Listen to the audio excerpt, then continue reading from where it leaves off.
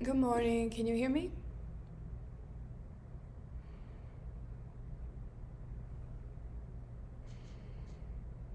How's the sound?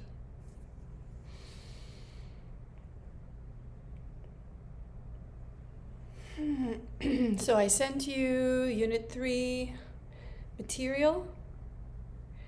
I'm hoping that you are working through the remaining problems in Unit 2. You can ask me after this class. Well, I think I'm going to spend the whole class on this topic, but maybe you can email me or connect with me about questions you have with the previous material, any of the handouts I've shared.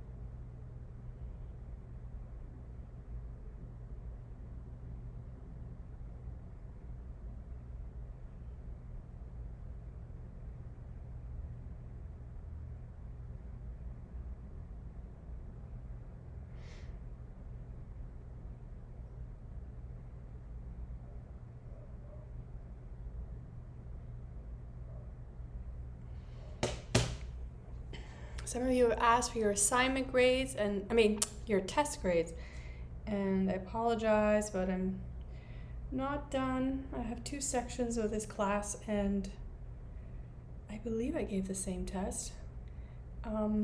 Yes. So, see, I have so many things going on that I can't even believe I asked that question. So yes, I'm still finalizing those, and I really want to finish it today, but I'll do my best. You need those grades, and you did well though. I mean, in general, I was happy with what I saw. Some students even answered question 5 properly. All right, so you have the notes in front of you. You're ready to go. We're on to Unit 3. So everything we learned before is examinable. Those are tools that you should have in place. And what we're going to do now is use them. We're going to use our tools. We're going to begin looking at valuing projects. So we spent a lot of time on valuation of assets, right? We spent time looking at valuing financial instruments like stocks and bonds, also working with loans and mortgages, and we talked about what else?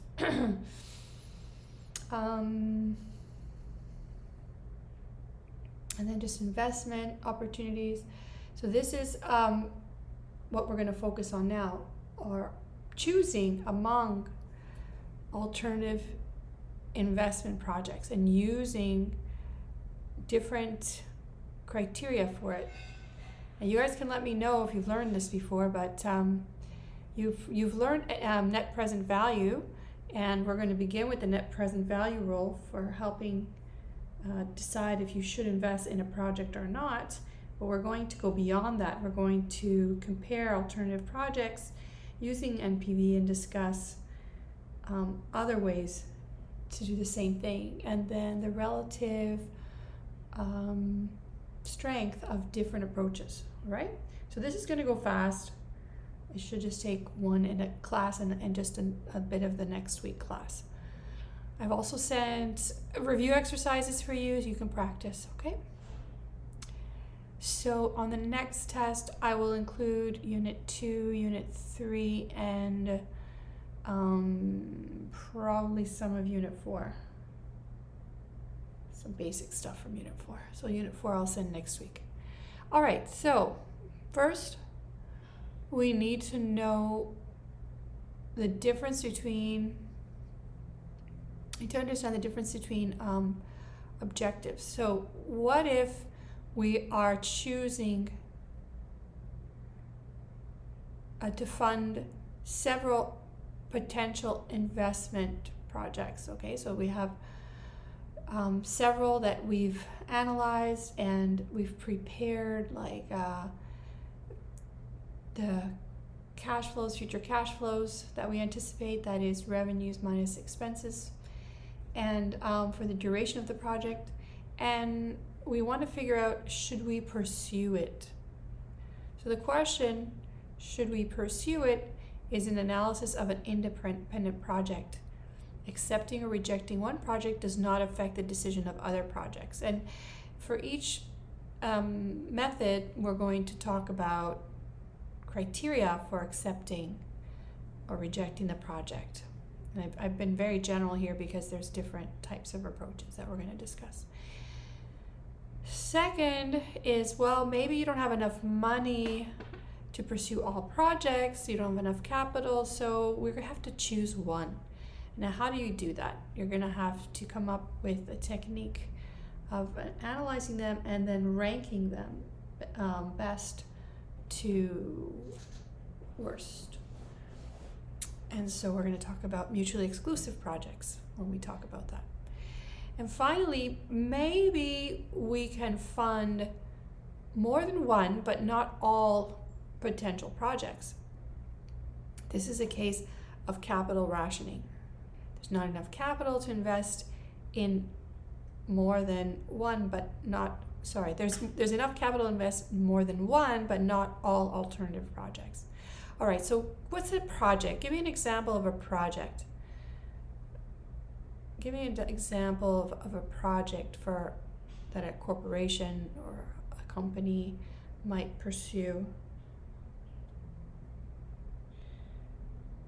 So imagine which kind of company and then what kind of project you pursue. You can put it in the chat just to put you in the driver's seat.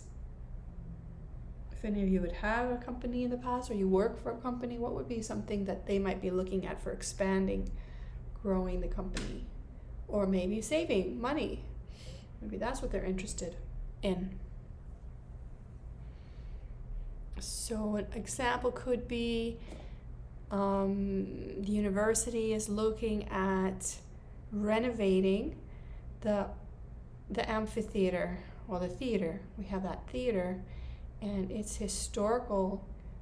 It has historical value. I think there's some issues about restoring historical artifacts or historical locations. So we're going to look at possibly renovating and generating revenues to pay for that after the fact. So we're going to have concerts in there, and yeah, so that's the project I suggest. What kind of projects could you come up with? So think about a company, and are you awake, the 10 of you?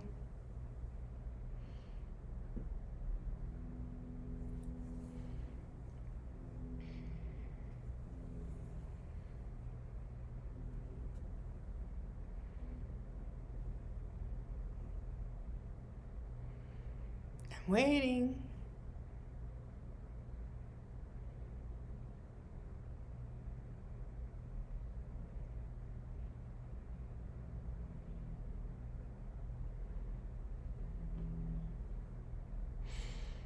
What about a Okay, multi-stores, parking, office renovations. Very nice. Okay, good. What about training? You want to train your personnel in new software, and you have to hire trainers, and then you have to pay them for their time on weekends to go to the training. So that could be another project. Implementing a cloud software, allow employees to easily store or work on company projects together. Good. See, you're giving me ideas for problems, different cases I can create. Very good. One more. The gentlemen are saving us. It doesn't have to be perfect. Something else. How about looking at the cost savings from closing an office, but then using the savings? So if you have many offices of an insurance company around the island, closing one office and then using the money for outreach, developing a website. Okay, I'm not going to get another one. Okay, you guys get the idea. All right, so we begin with the net present value. We already know about the net present value rule. We will take the initial investment cost and offset it by the total present value of future cash flows. And as long as that's a positive, we should invest in the project if these are independent projects. But if we have to choose one among several options, so it could be that we're looking at training or like training our staff, or we're looking at hiring new staff, and we're going to compare those two and all the ramifications. Okay, so those could be projects. We have to pick only one of them. In that case, we would calculate the NPV and choose the highest NPV among the alternate projects if we could choose only one. So what we have to do, usually until now, I've given you cash flows and said, okay, calculate the NPV. This class we're going to talk about techniques different from NPV, and we're also going to build towards the next unit where we discuss how to estimate those cash flows, okay? So estimating those cash flows, it's just an estimate, right? Maybe you want to make alternate projections of cash flows in case your estimate is wrong. So you'll have some like higher values and then some lower estimates, and see if you still make the same decision with those estimates. You need to know how much and when those cash flows are accruing. Now, recall that we always talk about end of period cash flows, but in fact, revenues could happen all through the period, right? Expenditures happen all through the period, but we summarize them, we estimate them as end of period just to facilitate the ease of calculation. And we need a discount rate to do all of this. And sometimes, I know that's not easy to come by. Like how, what do we have to think about when we think of what discount rate to use?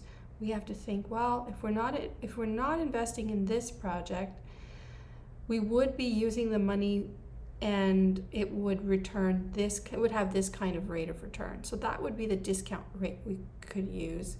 And you can see it's pretty vague. You can imagine it might be vague.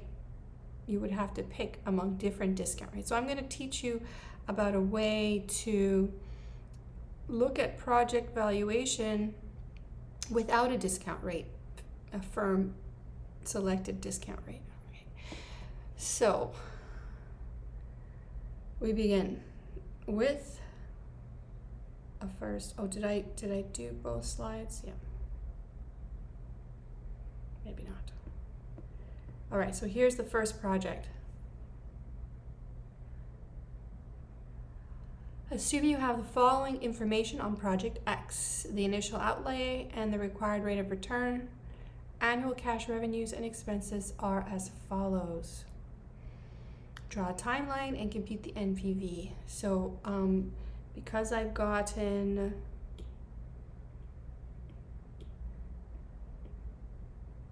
these together, I just need the net revenues, right? I've collapsed them into these figures. So we look at the NPV as discounting the future cash flows and offsetting it with the initial cost. And in this project, you guys can practice with your calculators. If you haven't done this in a while, I'll give you a moment to practice getting this result. It is 377.02, which implies that it's profitable to pursue the project, so you accept the project. So practice entering that into your calculator. I'll give you a moment.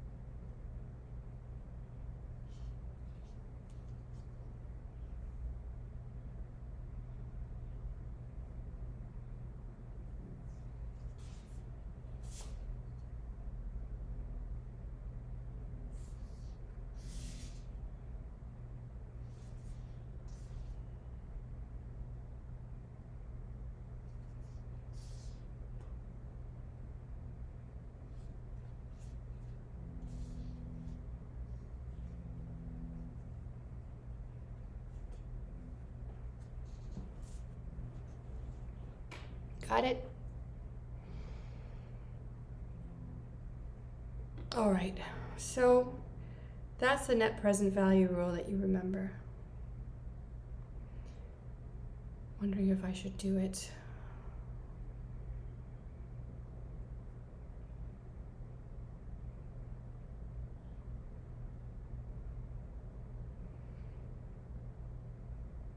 So we use the CF keys. I need to clear it, second clear work, and then I enter 1100 negative as my initial cash flow.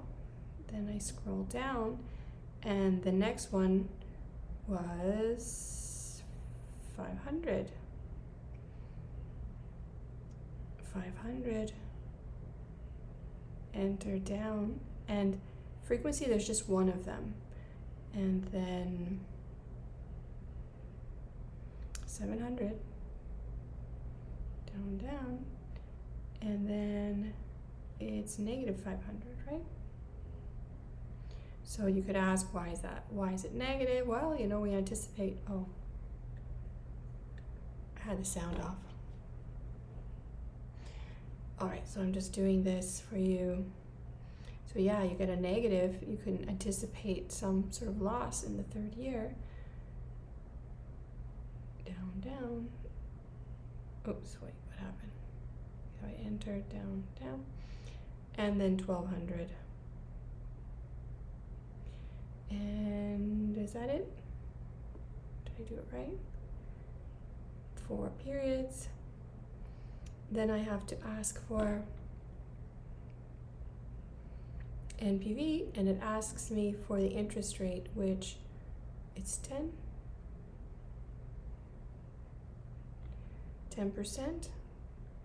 So I enter 10, enter down, and then I compute my NPV, and it's done.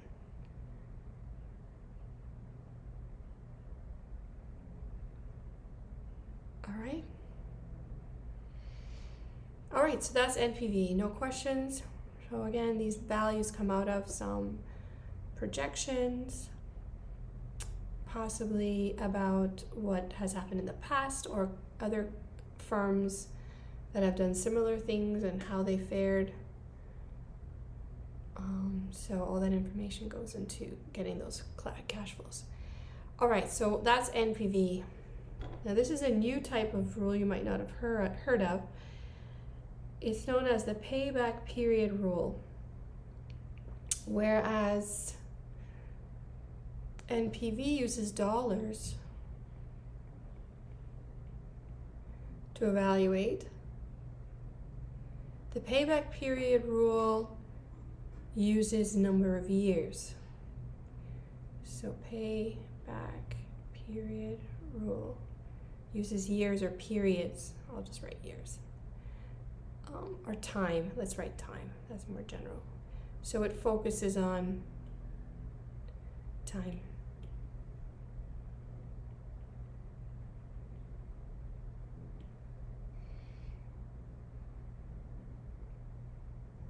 So what are, in particular, if I'm going to invest, I want to know, when will I recover my costs?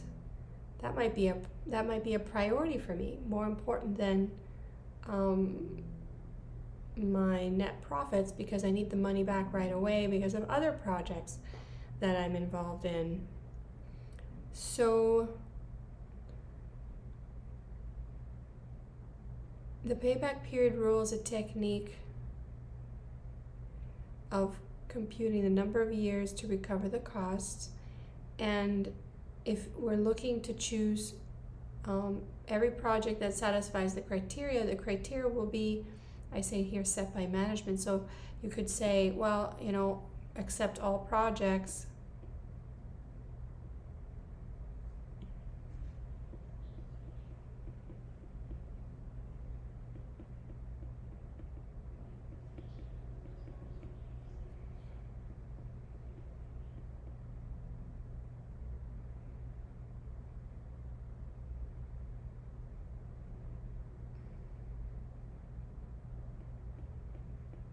that are less than 2 years. So you accept all the projects with payback period less than 2 years. I can get rid of the R here, maybe. Just call it payback period. I think I fluctuate between using the longer acronym. Ruben, would you like me to do that NPV again?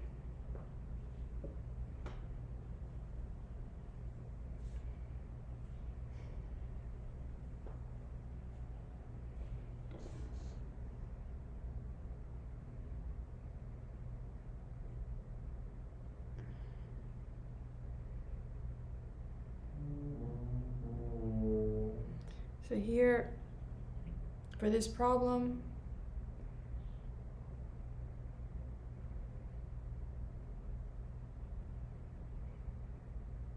I entered the values into CF, and I entered the initial cash flow, the 500, 700, negative 500, and 1,200. So everything's inside.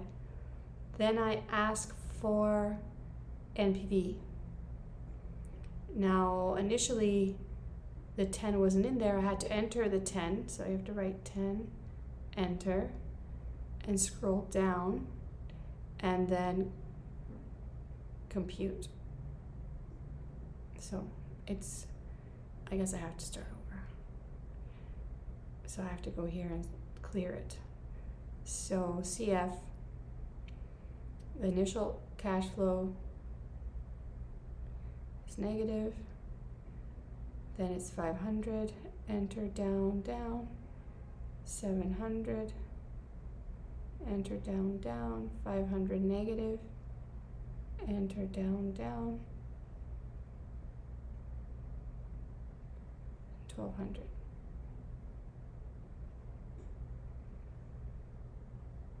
Then ask for NPV. You have to enter 10, enter, down, and then ask for NPV, compute. We did this before, but anyway, if you're learning now, that's good.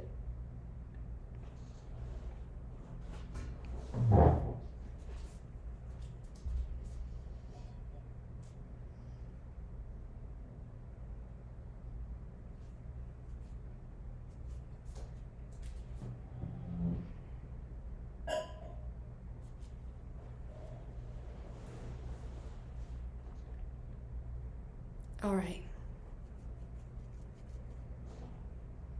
Can you get that, Ruben? Ruben?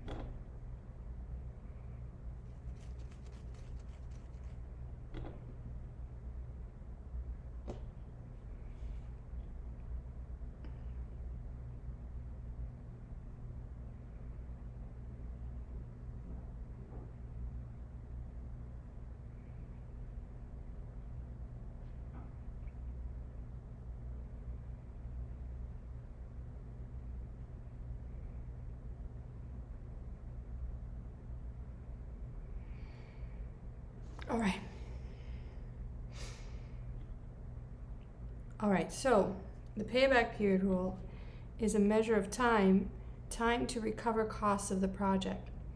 So for instance, it might be several projects and you have to decide if you're going to accept them. The rule would be set by management, accept projects with payback period, for instance, less than 2 years. Or you want to invest in the project that pays back soonest. You can rank them by the years that they pay back or take to pay back and pick the project that pays back the soonest. But probably you want to combine that with some measure of NPV. So I don't feel payback period rule is used in isolation. It's used together with other criteria rules, right? But it is good to know, right? When does the project pay back? When do I recover my costs?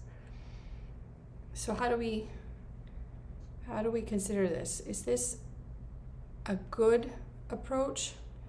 What are the shortcomings of doing this? As I mentioned, you probably don't just want to think about when does a project pay back, because future cash flows might change your mind. All right, so let's say a project pays back in 2 years and it meets your criteria, but in the 3rd year you anticipate huge profits. So you'd have to convince management if you're working for them, or you'd have to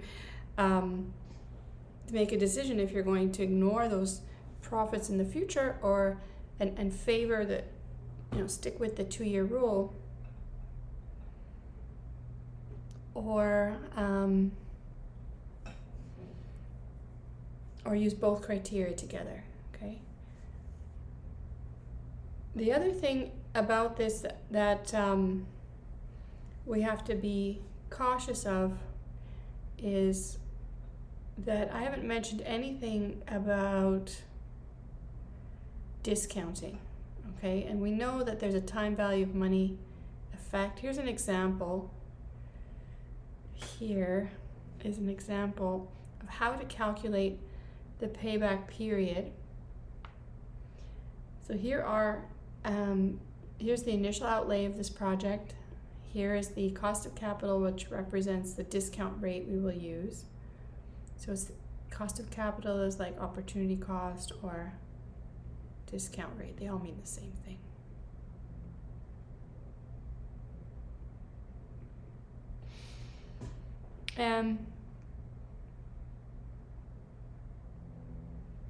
If we were to just look to pay back this amount, it looks like we'll recover our $1,000.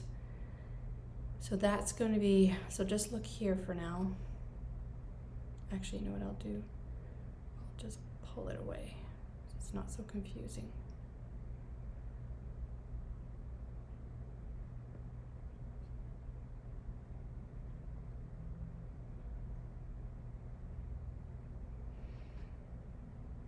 Okay, so let's say this was, actually I have to take all this with me.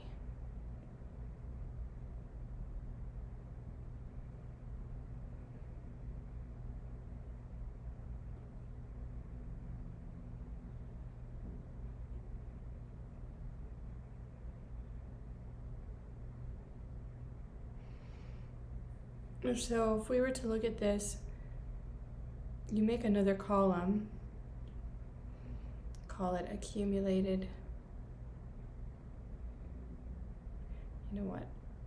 I gotta make this bigger. I can fit it in.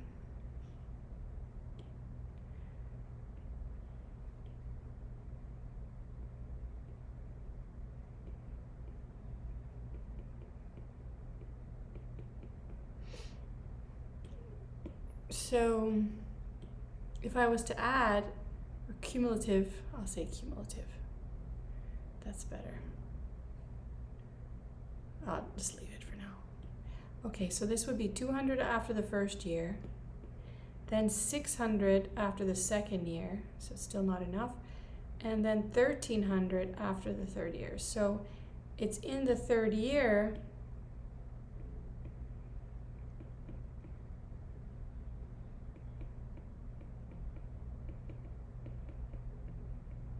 that it pays back, right? Because it'll pass the 1,000. Now first, let's be more precise about that. At what point in the third year will it pay back? How do I figure that out? Well, I'm going to use this rule here.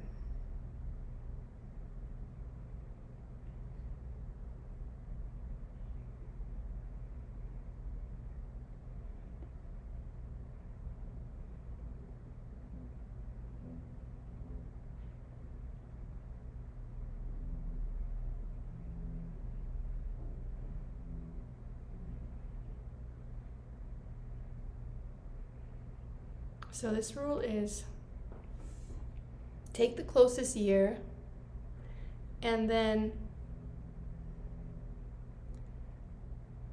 add a fraction. You need a fraction of the following year, year three's cash flows.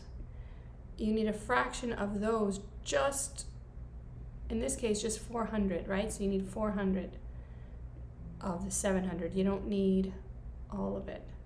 So to calculate, sorry, I dropped my pen.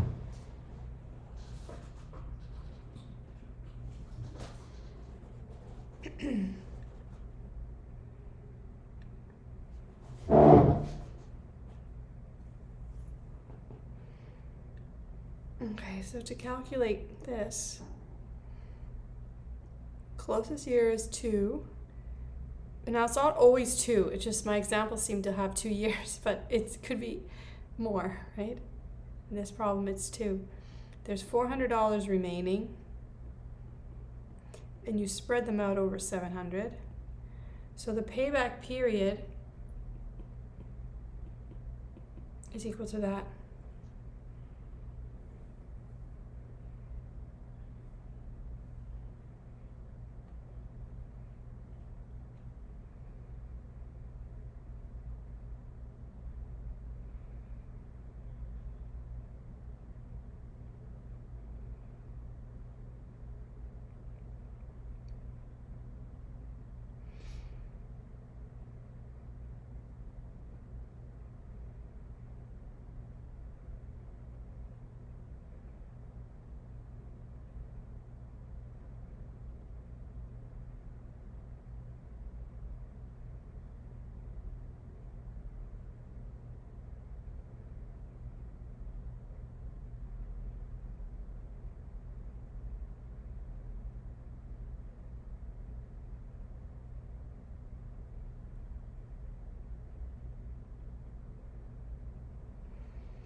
What do you get?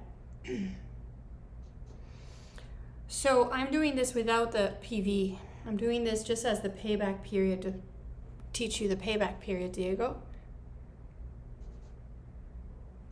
Discounted payback is something else. I mean, obviously it's related, but this would be the payback.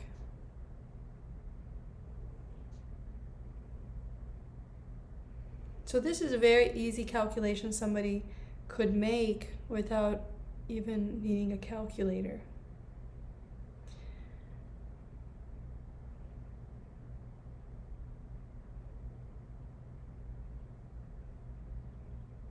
So when you sort this out, you get 2.57 years. So how do you evaluate that?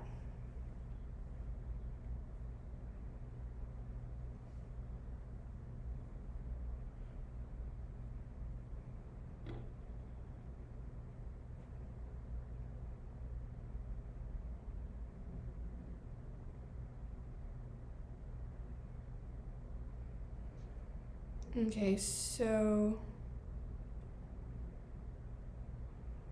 I guess I have to fix this formula to make it make more sense.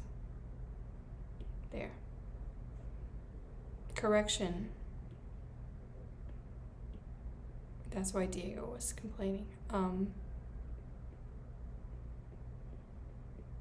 doing this without the PV.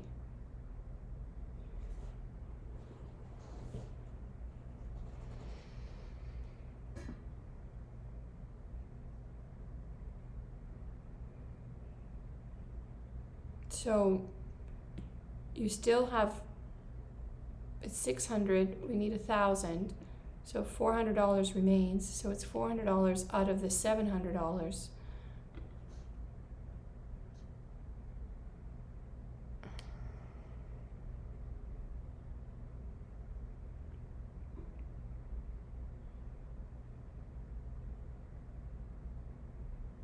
No, it's cash flow in year 3 is 700.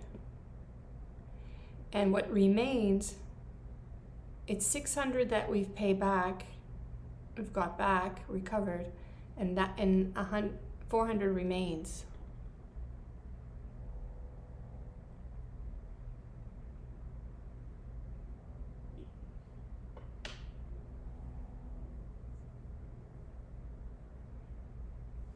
I'm glad you guys are asking questions. So 400 is the remainder of what's left. So you've recovered 600. That leaves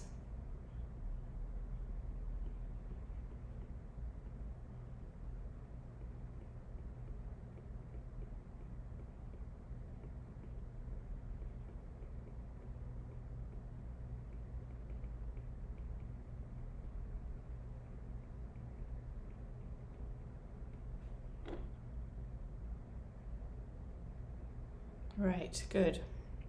So it's 400 that remains, and you'd spread it out over the 30-year revenues, and you get 2.57. Unless I made a mistake, I get 2.57 years.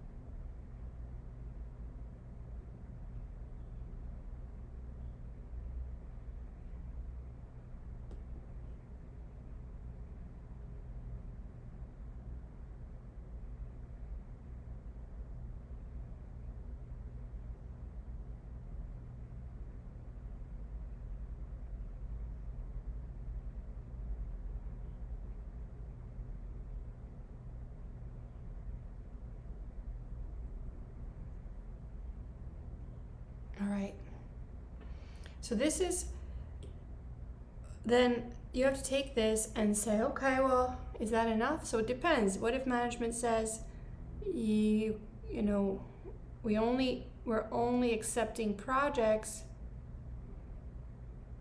that pay back in 1.5 years?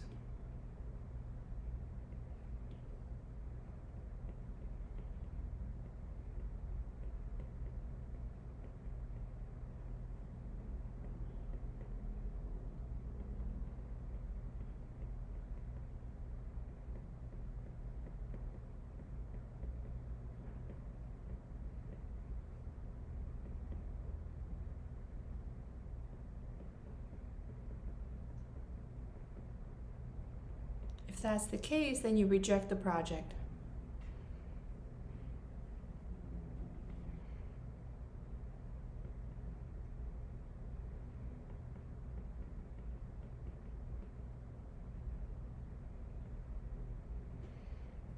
Okay?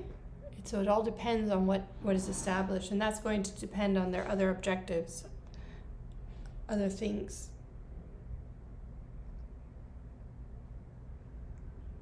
Other priorities. So this is how you calculate the payback period. So you noticed I had that expression, the PV, here, because we know that there's a time value of money effect. We want to take account of that. Let's see if well, it'll be worse in this case. It'll take longer if we discounted our cash flows, but let's do it nonetheless. So if you go back here,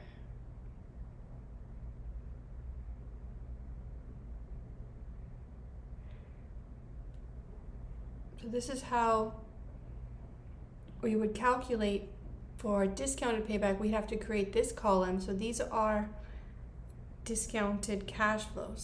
So this would be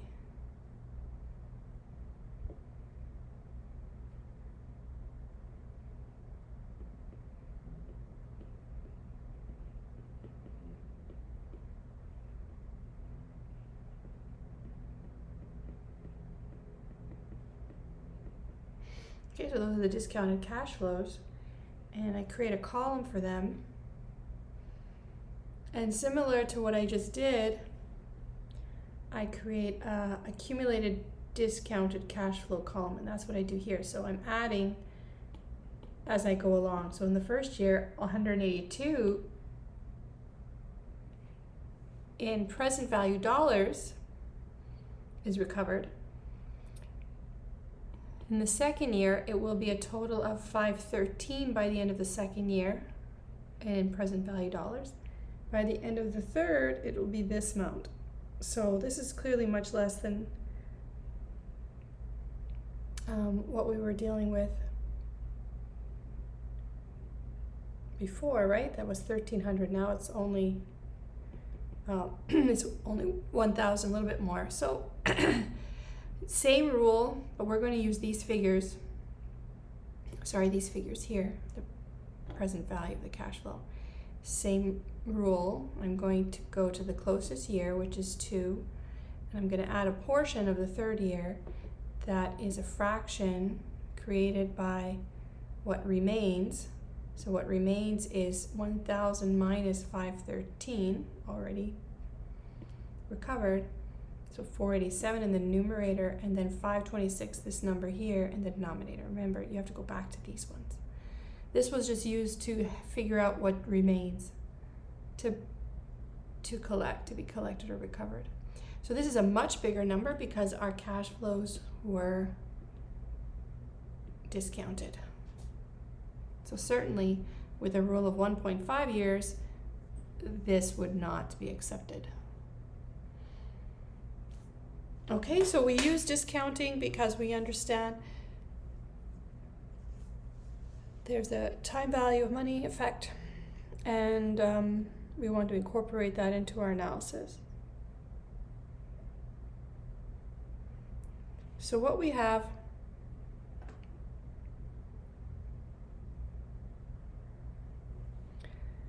with the payback period or the discounted payback period, is another approach, another consideration when evaluating a project.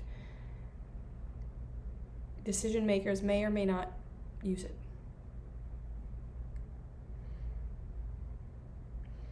So even though we've looked at the discounted cash flows,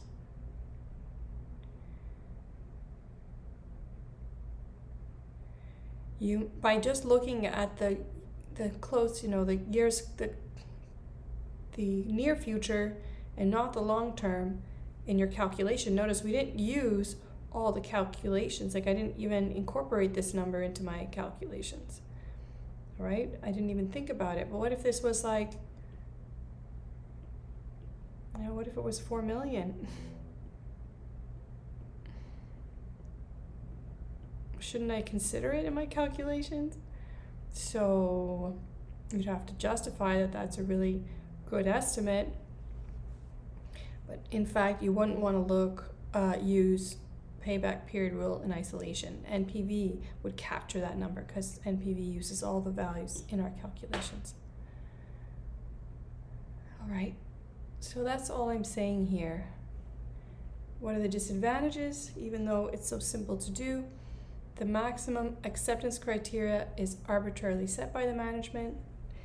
And 2, it doesn't consider all cash flows. It may be missing important information about future, possibly detrimental or windfall cash flows. So it's another consideration. What if you are accepting the project because it pays back in 1.5 years, but in the 3rd year, we anticipate a huge loss? We'd like to consider that as well, and that would be picked up in an Npv analysis, so we probably use both. So this information could be used in decision making of your own, or if you work for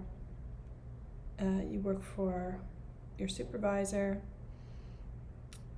and he's asked you to look at this, or she's asked you. All right, what next? So here's another one.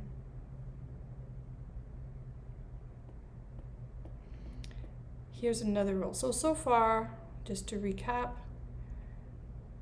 we have Npv, which returns a dollar value, and we have the payback period rule, which gives you time to pay back, and we have the discounted payback period rule, which also gives you time, but takes account of the time value of money. And now we're going to talk about the internal rate of return. This is going to return a percentage to you. Now I'm going to return to this slide later because it will make more sense as we progress. So I'm going to return to this in review. Sorry for the noise. I think that's a generator just turned on. It's very loud. Okay. All right, so let's look at internal rate of return, and I'll explain it as we go.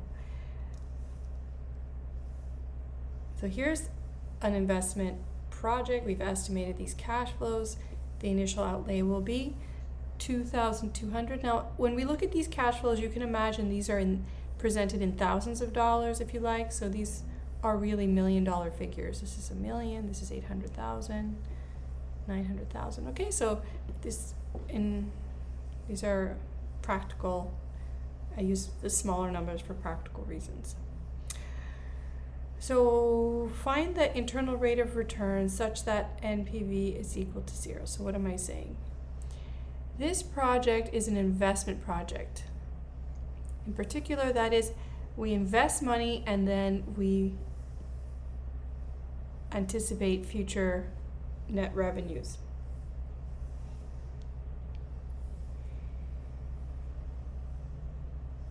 So I could calculate the Npv of that project and analyze it like before, but right now I want to introduce you to the internal rate of return concept.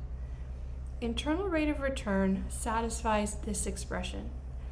Set the Npv to 0 and determine what is the return the intrinsic rate of return for this investment. So you're finding like the break-even rate of return or return on investment. So notice this looks just like NPV, but I put IRR in here.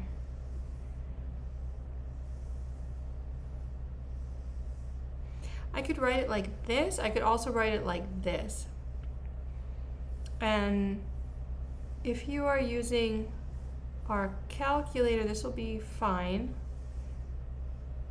If you are using Excel, I think this form of the equation is helpful. But anyway, in either case, what you see here by writing it is that these future cash flows are reduced as the internal rate of return increases, right? So as the discount rate goes up, the denominator goes up, but the overall value goes down.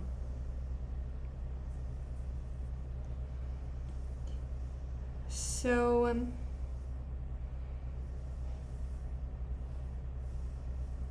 this is if I consider different internal rates of return to put in this expression, notice I cannot isolate IRR. This is not possible. You can't do it analytically. You cannot isolate IRR on one side and solve for it. You have to use a computational method. Your calculator or Excel will solve this. We're focusing with the calculator this class, so that's what we're going to do next. But I just want you to see the pattern. Looking at higher and higher rates of return, this entire amount decreases and is less able to offset this amount. At some point, so this is a function in IRR that as IRR increases, the function goes down. Does everybody see that? Because there's no IRR here to talk about. So it's a decreasing function.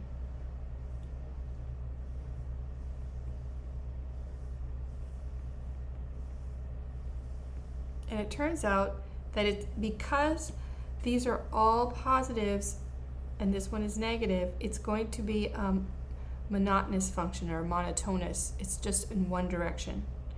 So it actually ends up looking, oh wait, we're not going to do that yet. It ends up looking like this. I'm going to talk about, so this is the function with internal rate of return plotted here and the net present value plotted here. And you see the function falling until it crosses where there is NPV of 0. And this is what we're interested in. Where does it cross? Where is NPV 0? Where NPV is 0, IRR exists. All right, so looking further at this graph, for all these levels of the discount rate, what do we see? What do we see? What is NPV, positive or negative for all of these?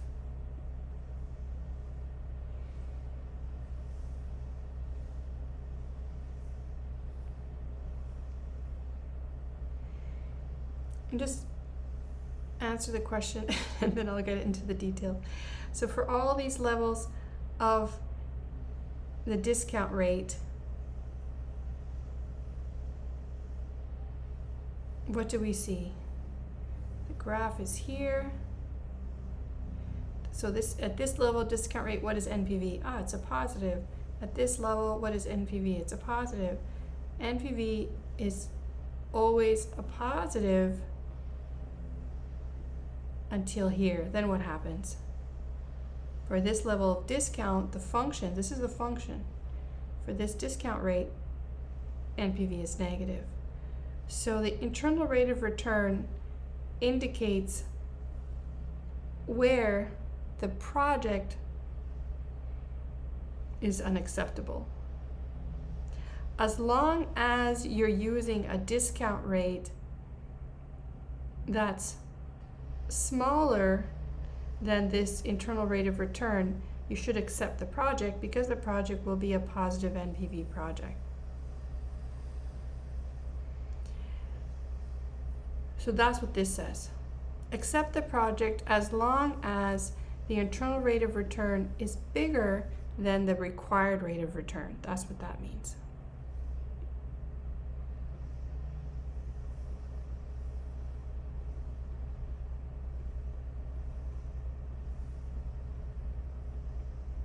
Let me know if it's really loud. Maybe I can go in another room. That's terrible.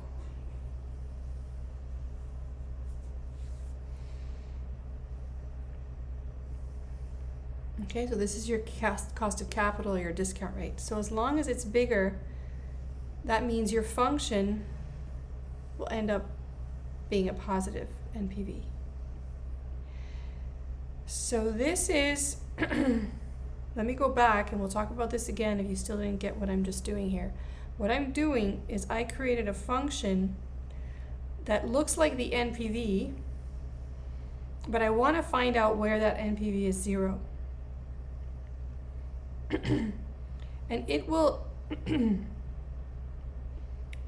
I want to find the discount rate where NPV is 0, and that will mark the maximum the maximum discount rate that I can use. So what is it telling me? It's giving me a sense of the return on the investment. Okay, it's giving me an idea of the percentage return of the investment. And as long as that meets the minimum required, right, the required rate of return, I should accept the project.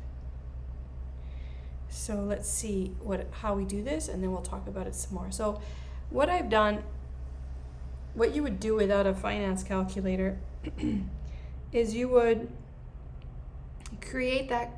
essentially create that graph, different discount rates, and keep computing the net present value until you see it cross over. So here you see, because as I mentioned to you, I'm guaranteed that it's going to be a downsloping function because the first cash flow was negative and all the rest are positive. It works out that this is going to be downward sloping, and the internal rate of return is in here, because in here NPV is 0. But that's the best I can do if I don't have my finance calculator. So let's generate this, and then I'll show you the faster way to solve this.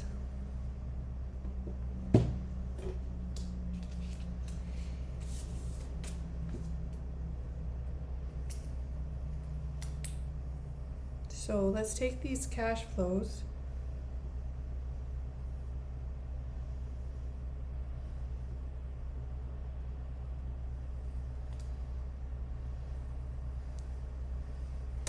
And let's go to the calculator, right? So to the calculator, oops, what happened? It changed on me.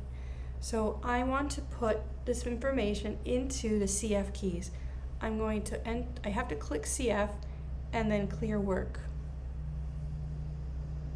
And I begin with 2200 negative, enter. No, that didn't work, I missed it. Negative 2200 negative, enter. And scroll down. Then 800, enter, scroll down. 900, what did I just do? Did I say negative? No, 800, right. Okay, so then 900, enter, scroll down. 500, enter, scroll down. And 1600. nice big return at that point. So I've put them all in, and I don't have a discount rate to enter, right? Rather, I can just ask for IRR. So enter all the values, ask for IRR, and hit compute, and there you get your answer. Let's talk about it.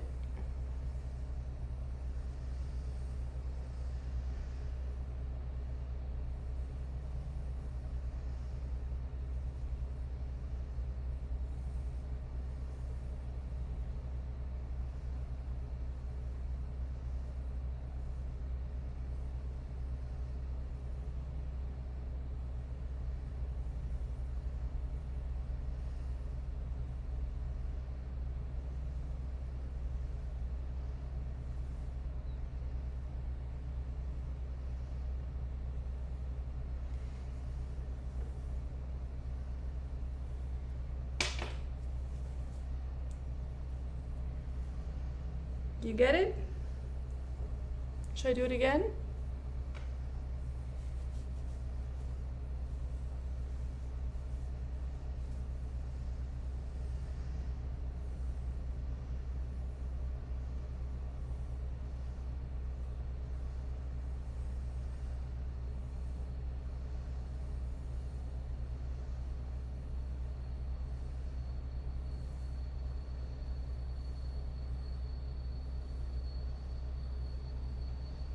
Okay, that's clear. So if I hit CF, I have to say second clear work. Then I begin 2200 negative, enter. Scroll down. Now I enter 800, enter. Scroll down, there's only one 800, so I continue. 900, enter, scroll down. 500, enter, scroll down, and 1600, 1600, enter, scroll down. And now hit IRR.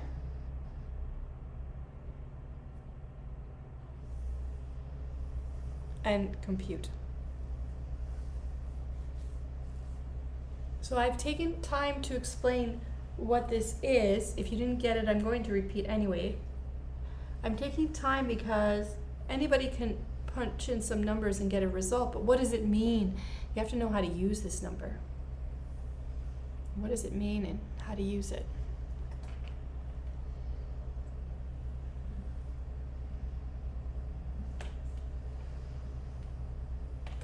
So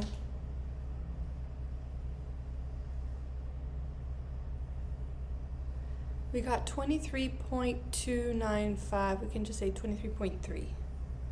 So 23.3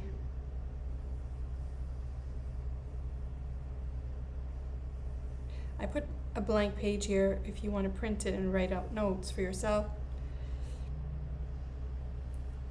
So it turns out that it's in here, 23.3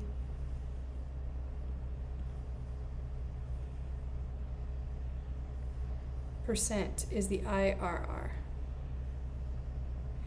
And it's the return on the investment.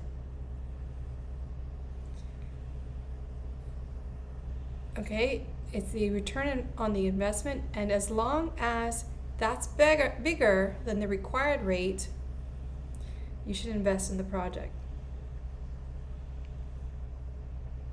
So what is the required rate? Did I give it to you? So I didn't give it to you. So you might not have a discount rate.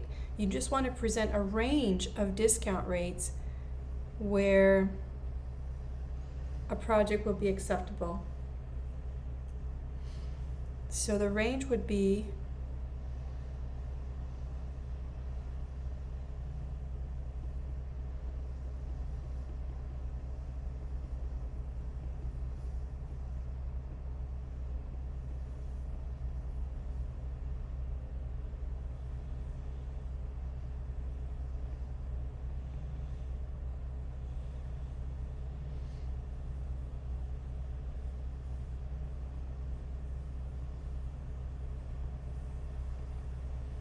accept the project as long as you've met the expectation. You have, you know, the discount rate is smaller than what you got for the internal rate of return. So you accept the project, and another way to say it, as long as the internal rate of return exceeds what you require, accept the project. Let me write that backwards. Let me write that the way I did over here. And so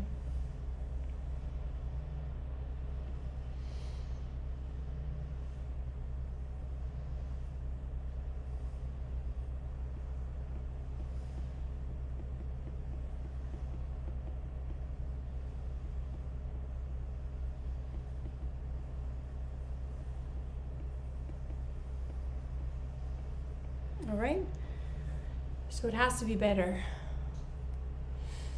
And it is 23.3%. All right, so let's now generate this thing, this table here, that's called the net present value NPV profile.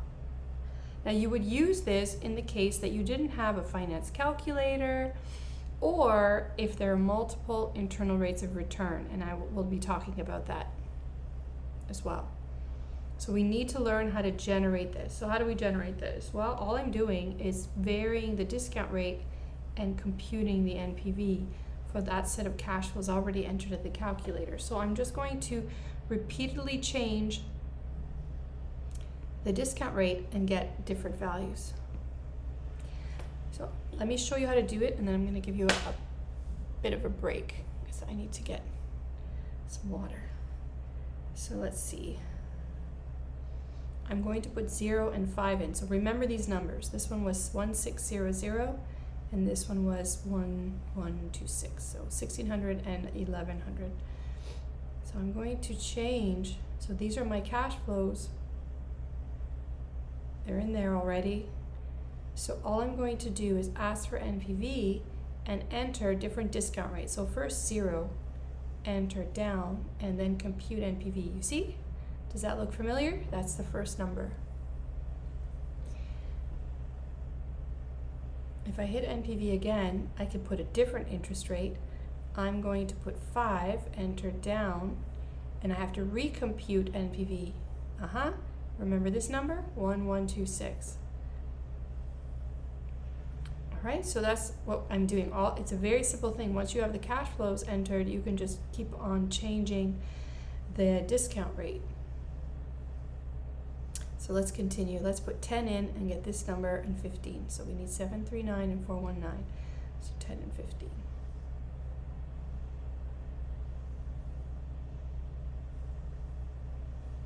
So I'm going to hit NPV and I put 10 and I ask for, I put down and ask to compute. So the trick is to use the arrow to go down. So 739.55, that's right. And now I want to again enter 15, enter, and then scroll down. Now if you have a different calculator, you have to figure it out. How to use that, if you want my help with that, let me know. I've sent students using the TI-84, I've sent them manual, well, I don't know, call it a manual, but some lecture notes with the instructions on it, if anybody needs those. So this is how to get the NPV profile. Okay, let me give you a few minutes break. Well, I'm taking a break. You guys can take a break too, but try and finish this. Make sure you can generate the NPV profile. I'm gonna take 5 minutes.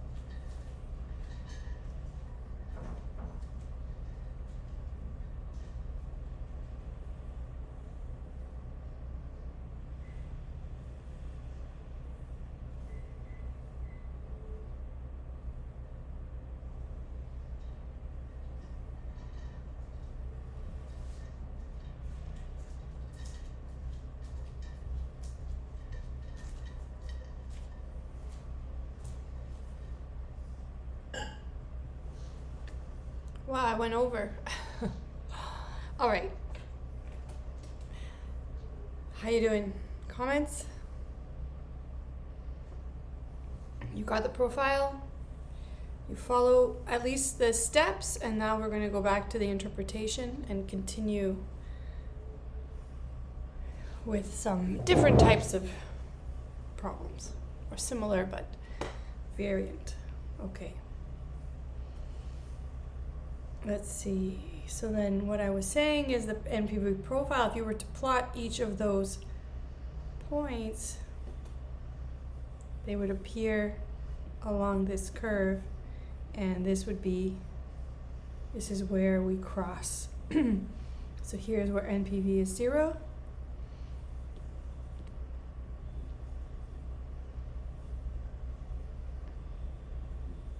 And IRR is worked out to be 23.3. You should accept the project as long as the return, the internal rate of return exceeds the discount rate. And that is also telling us that for all the discount rates below that, we would accept the project. So this means that you don't have to have the discount rate. You have to have an idea. It doesn't have to be precise, but an idea of what you want the discount rate to be. So you notice in the problems that we've conducted, I give about 8 to 10% as the discount rate. Those are reasonable because if they weren't investing in different ventures, that money could be invested and get a return about 7% on some mutual funds, or an average of 11% in the long term in the stock market. So those are alternatives for the capital, right? Those could be invested in different ways rather than pursuing these projects. So that's why it would be a required rate of return to be around that figure. All right, so this is the next problem we're going to do. And what's the difference between this problem and the one we just did? Let's reflect a bit.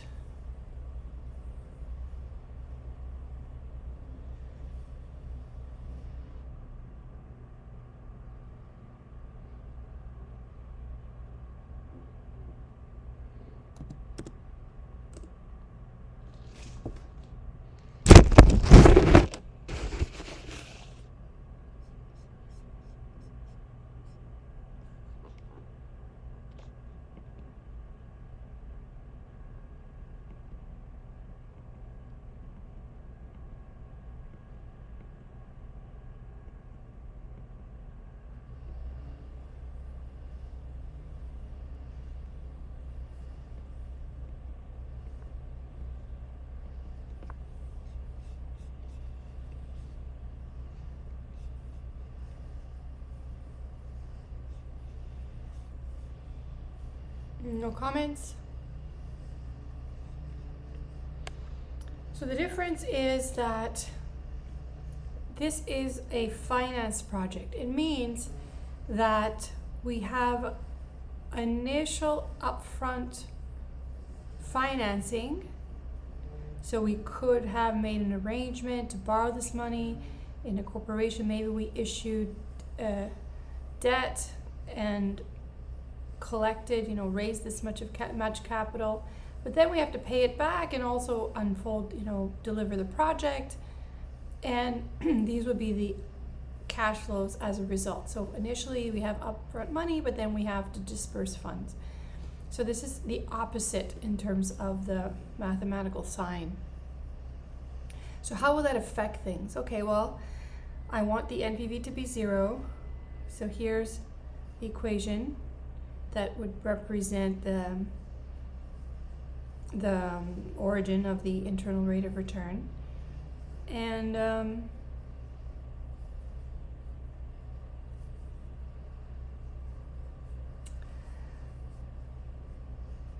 now looking at this as the internal rate of return increases, so these would increase. If I consider different values of the internal rate of return, the denominator will increase, but as a result, the the values, each value will decrease. So this part of the function will be decreasing.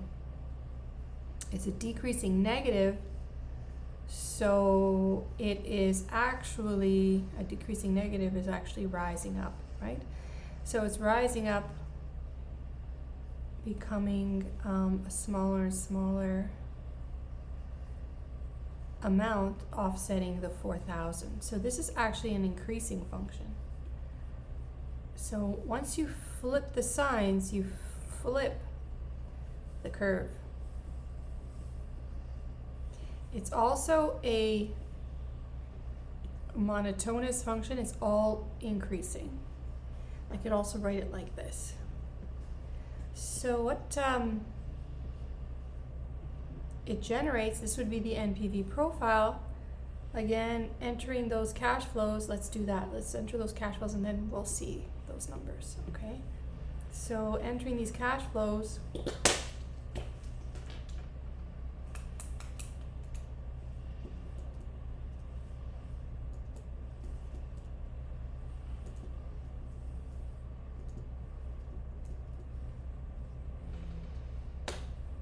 into the calculator, so I have to go to my CF keys and clear it. Second, clear work. Then I begin. 4,000, enter, scroll down.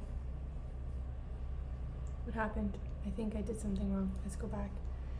So 4,000, enter, down. Oh, just once, sorry. The first one I just have to enter once. 1,200, negative, enter, down. Frequency 1, and then 800, negative, enter, down, down, and then 3,500, negative, down, down. And I asked for IRR and compute 14.4%.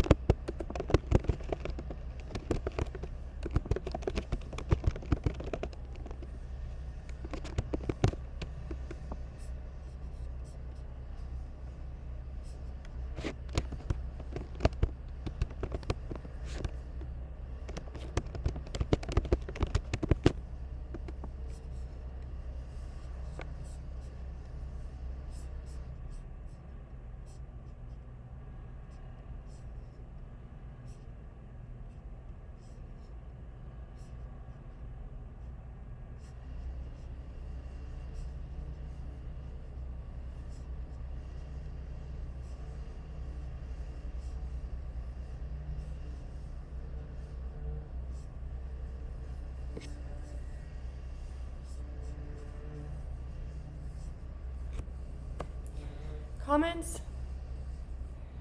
So that's 14.4%. Or 37, okay. So we got 14.37%. What does it mean? Here is the NPV profile showing that the values are getting less negative and becoming positive. As they change sign, it becomes obvious that the NPV is in, sorry, the IRR is in here, NPV equals 0 somewhere in here. So this is where you find the IRR.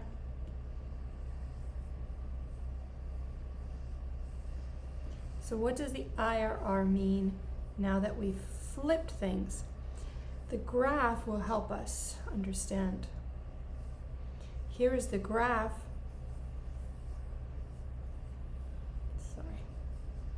Here is the graph of the NPV profile. As I promised, it's going to be increasing. It's going to cross. This is 14.37 here. And then what do we see? We see that at these discount rates, the NPV is positive. So as long as the discount rate the firm uses is greater than the IRR, the project will be profitable. We should accept the project. So everything reversed. The signs reversed, it's now positive and then negative future cash flows. And what else reversed? So that the function reversed and the interpretation reversed. So everything reversed because of the sign change. So what does it mean then? Because we're seeing this as a finance project, we're interpreting the rate of return as a borrowing rate. And we like low borrowing rates. So we want our discount rate to exceed the borrowing rate. So that's why we write it like this. So as long as the discount rate you use exceeds the internal rate of return. So now, because it's a finance project,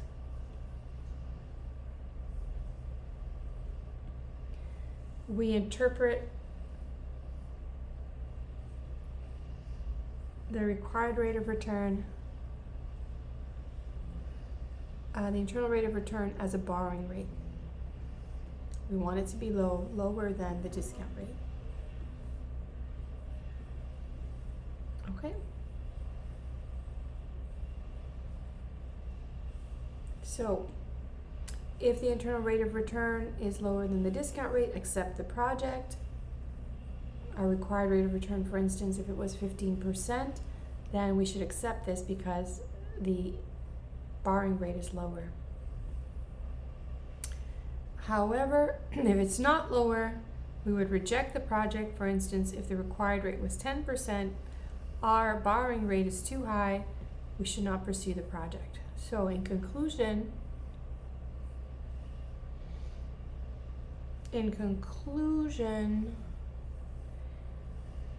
for investment projects, you make sure that you accept the project as long as your rate of return on the investment, internal rate of return in other words, is greater than your required rate.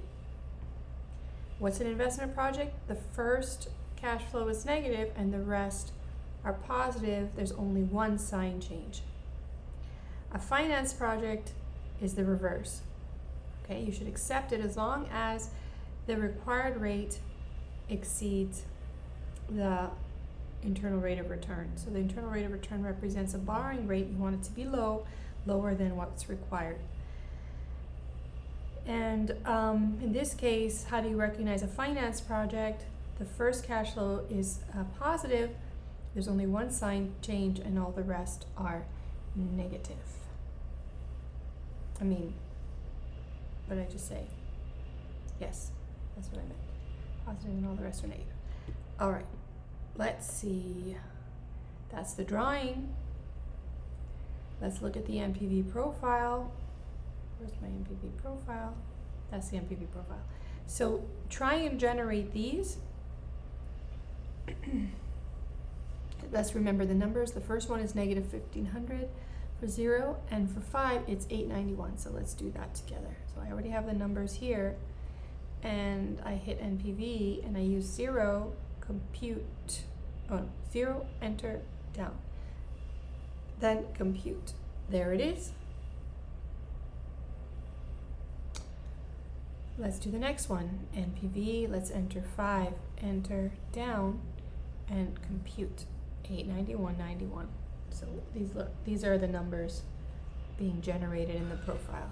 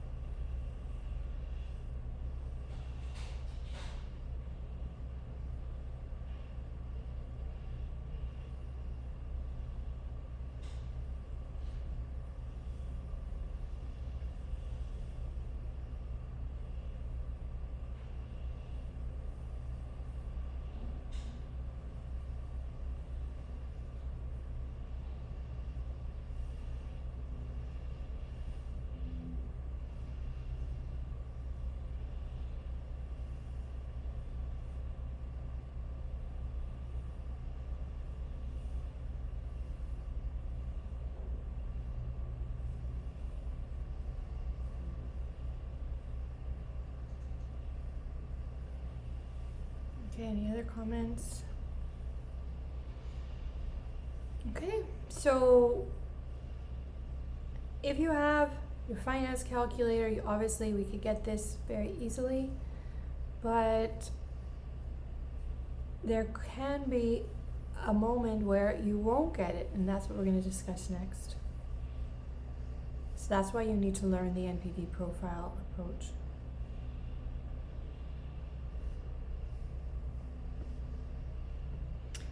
Here's the example. So what if you have multiple internal rates of return? So how can that happen?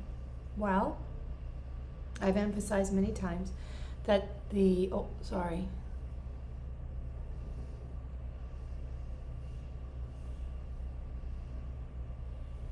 Okay, so Diego, this is when we're talking about the discount rate. You're talking about this example? So the discount rate that we use, we set. We don't have to negotiate that with the bank per se. It's the rate that we use for our projects, that we want our projects to meet a certain criteria. If we're not so sure about the rate of return that we want or require, we use IRR to get an idea of a range of rates that are acceptable. So as long as here your required rate is higher than 14 in this finance project, you should accept it. So again, who determines what you use? That's a management decision. That's a decision regarding opportunity cost. If we didn't invest in this project, we'd invest another one that would earn such and such a return. So that's what determines this rate. Required rate of return. Anyway, let's see. I'll get through some more and then I'll see if I answered your question.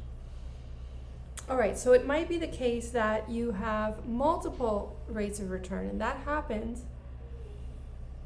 when there are more than one sign change. So here we have the initial cash flow is a negative, so it looks like an investment project. We have a positive future cash flow in the first year, and the second positive, and the third positive, but in the fourth there's going to be a loss, a net loss. And mathematically that's two sign changes. When there's two sign changes in this polynomial, the curve turns into like a convex function or a concave function. And I've drawn these to show you some examples. Let me just show you what I'm talking about. So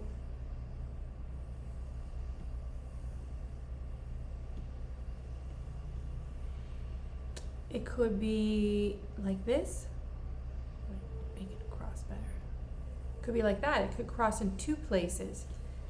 Then what should you do? So this is the Npv profile with Npv here and the discount rate here. What should you do if it crosses in two places? Where should you fund the project? When?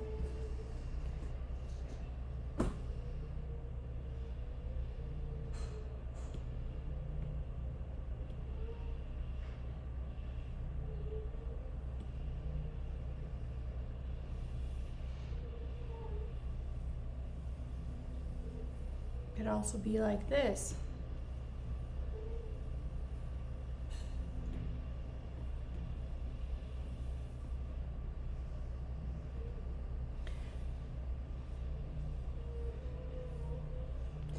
So the rule is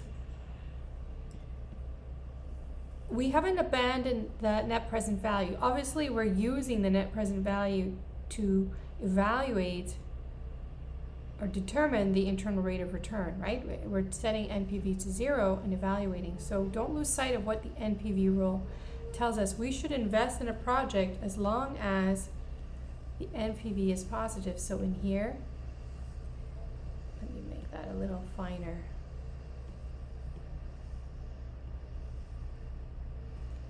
So in here and in here. All right. So in that region, oh no, not in there, that's the opposite, sorry, in here. That's where NPV is positive.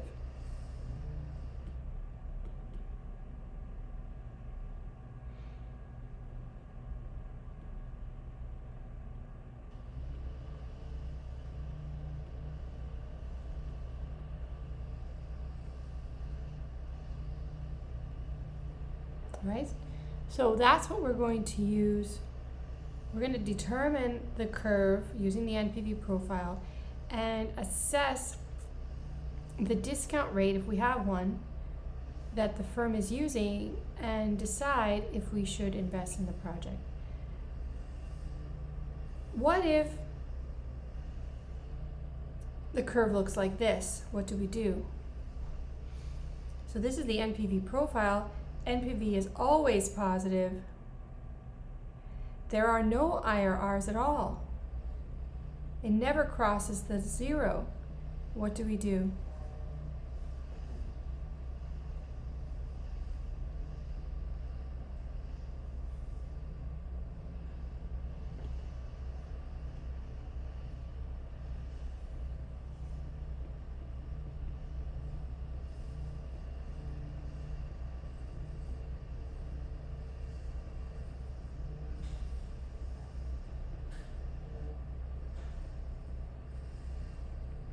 Always invest. No matter what the discount rate is, you should invest. It's always positive. What if there are no IRRs here? It never crosses, but we're always below. In other words, net NPV is always negative, since no matter what the discount rate is,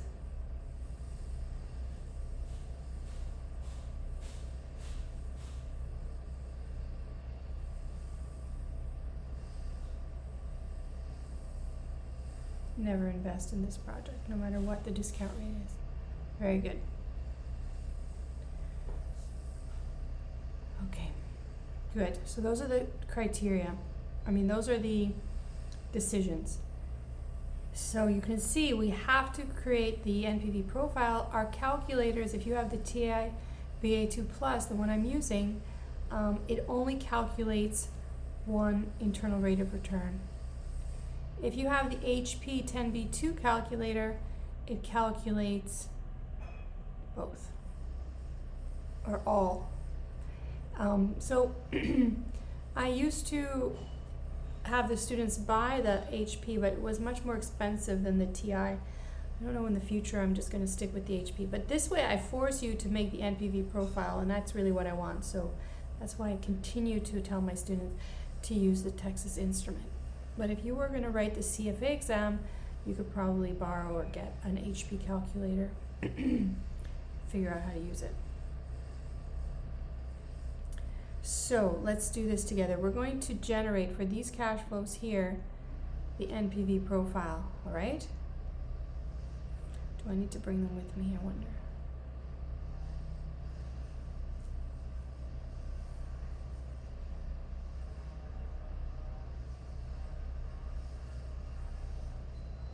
Here, okay.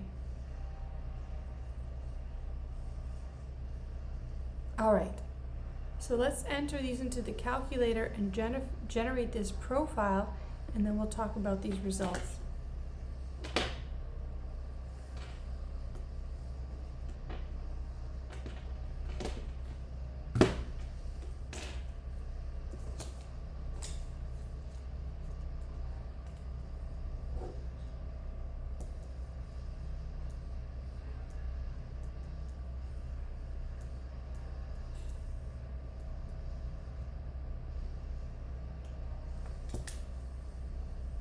All right, so let's, I did it again.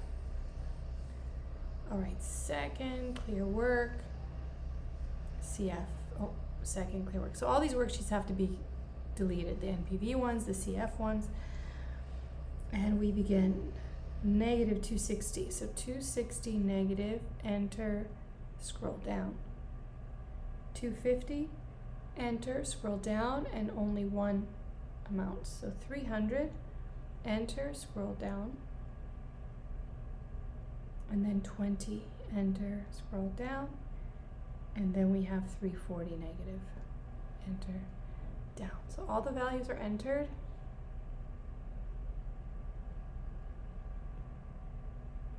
And now we ask for IRR, and we ask to compute it, and there is 11.52. So we got 11.52, which gives us the first one. We cannot get the second one from this calculator. If you have an HP calculator, the way it works is you store a number that overshoots 25, well, it has to overshoot this 11, so make it like 20 or 25, and then the calculator will iterate towards this value. And how it iterates, well, I'm going to demonstrate iteration that the calculator could be doing, because remember, it's a polynomial that it doesn't have a formula to solve for the rate, so you have to it has to pick certain values to plop into the formula and try and make the formula equate to 0. So it keeps trying and picking values, but it picks them in a strategic way. So we're going to talk about how that's done, and we're going to mimic what the calculator does. So let's start putting these numbers, different numbers in, and generating the Npv profile. So I'm going to put -10. I'm going to keep putting values until I get close to 0. So the numbers are already in here. I enter Npv and put 0, enter down, and compute. Okay, so it's still negative. Let's do the next one. Npv, enter 5, enter down, and compute. Still negative. Let's do 10. Npv 10, enter down, compute. Still negative.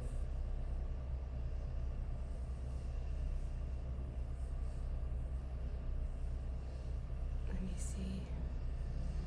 These ones started at the negatives, right? So I started here, which is fine. Like, why would you go into the negatives? You're thinking, well, mathematically, you might have to start a little further up, and you'll see that in my future examples. So let's continue. So we did this. Did we do 10? Let's do 10.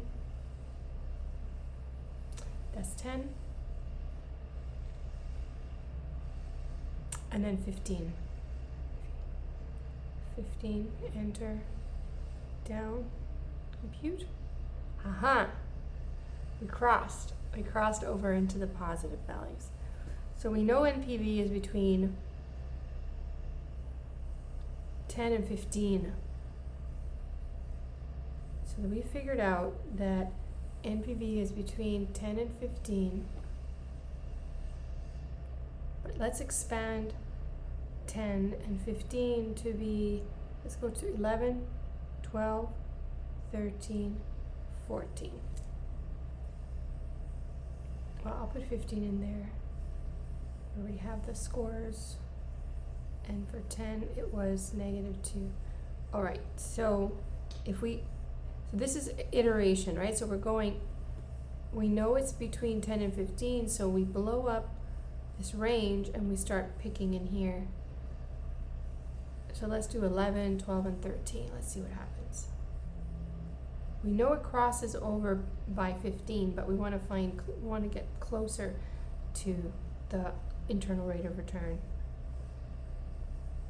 So now I'm going to hit Npv. Let's try 11. Enter down. It's still positive.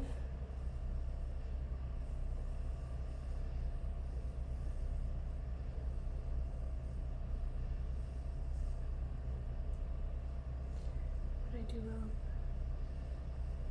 10, 11. That should be 11:52.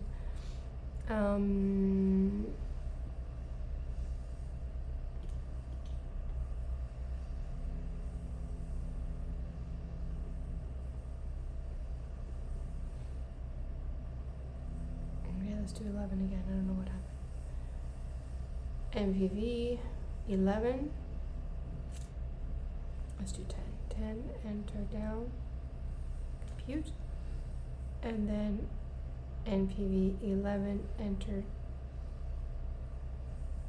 Npv 11, enter down, compute, there.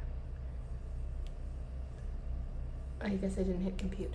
So negative 0.63. So this one is negative 0.63. And now you're going to see 12 will be positive. So I'll enter 12.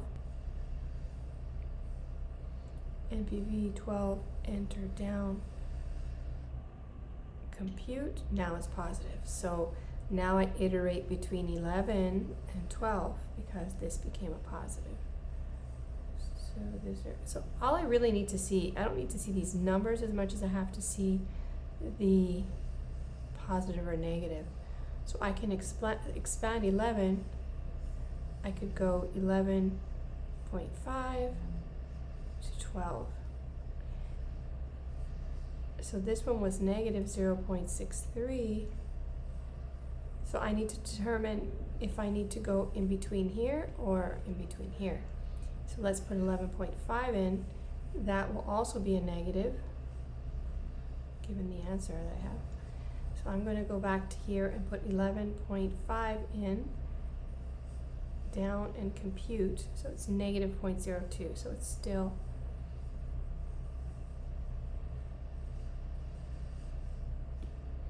a negative, although it's very close.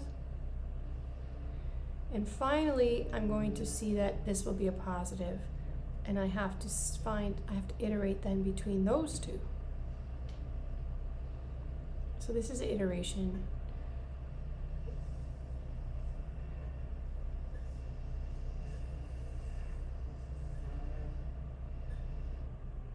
So Diego, I'm showing you how to get 29.84 manually, because you can't get it out of your TIBA2+. You can only get it out of the HP.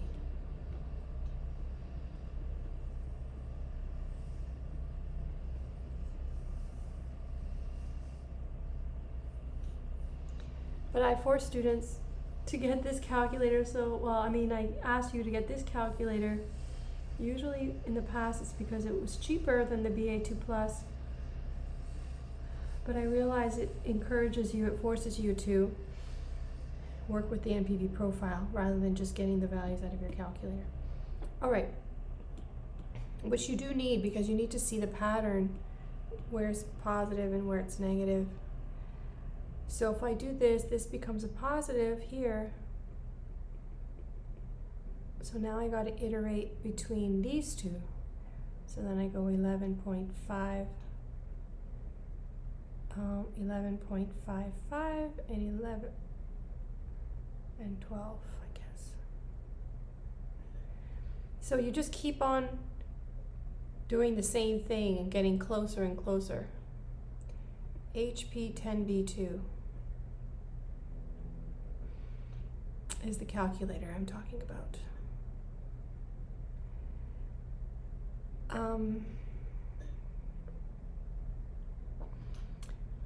So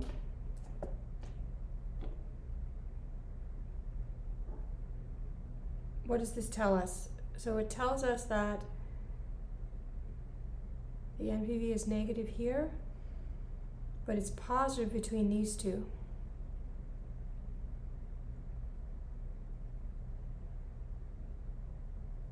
So this, between these two, is where you should invest. So as long as the discount rate for the company, the required rate of return, is between 11.52% and 29.84%, the project will be profitable. So how do you find this other value? Well, you just have to keep making the profile, because there are up to 2 IRRs if there's 2 sign changes.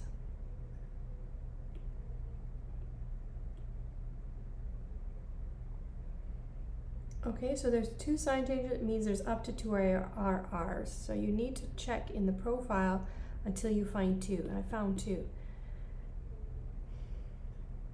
So I'm done. So I could find I would know that between 25 and 30 is another internal rate of return. To get it precisely,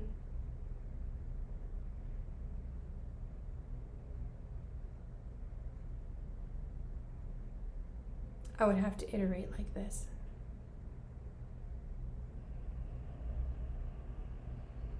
So what does it look like? What does it look like? It looks like this. It goes up and then it goes down, as we saw in the Npv profile. You could draw this, you could sketch it.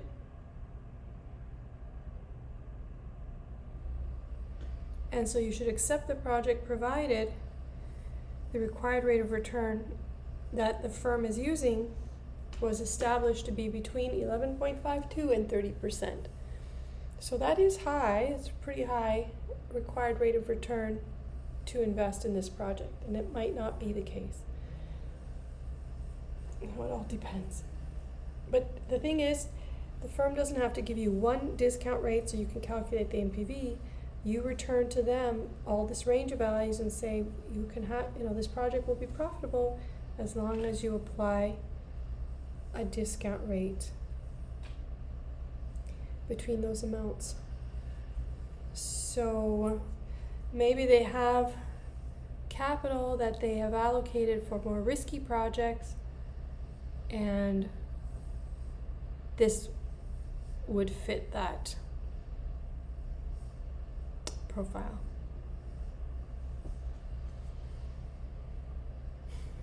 All right, so let's continue. Any questions?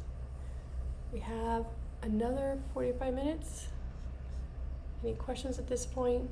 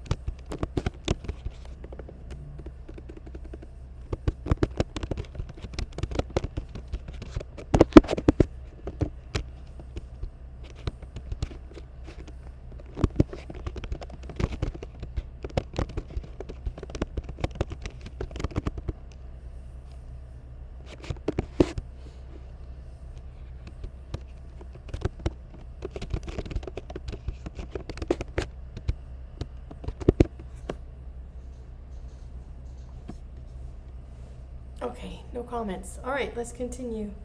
Let's look at this project. Let's look at the cash flows. It looks like it's an investment project, but there is a second sign change. So it goes from negative to positive, but then changes sign again. So the polynomial will have up to 2 IRRs. It could cross in 2 places because it's a curve. It will be a curve either up or down. So we need to generate the Npv profile here. So I'm going to leave you with this. I'll give you 5 minutes to work on that, and then I will come back at 11, 10.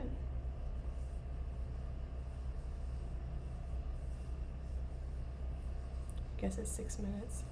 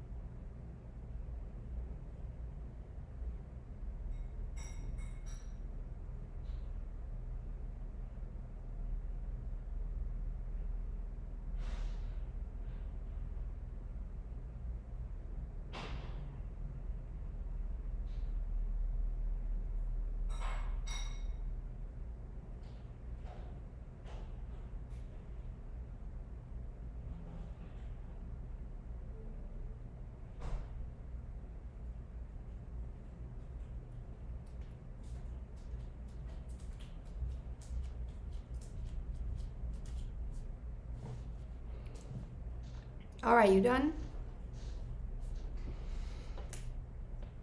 All right, so let's see. Where should we begin? Is the question. Well, you know, in this example up here,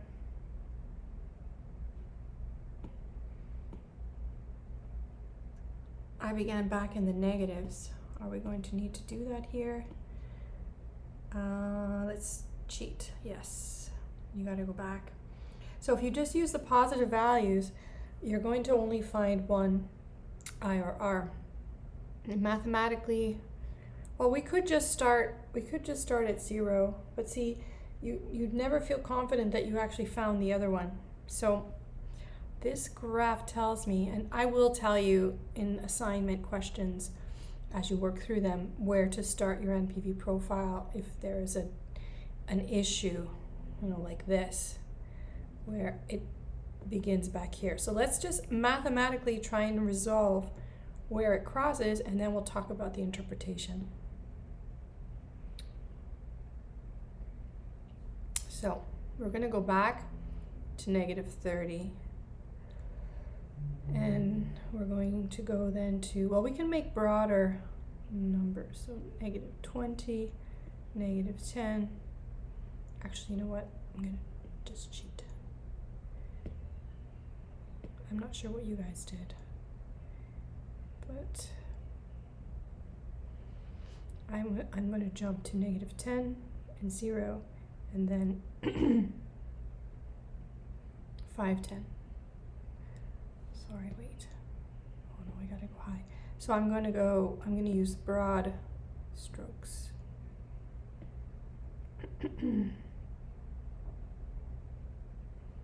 0. I'm gonna go 10. No, 25, 30.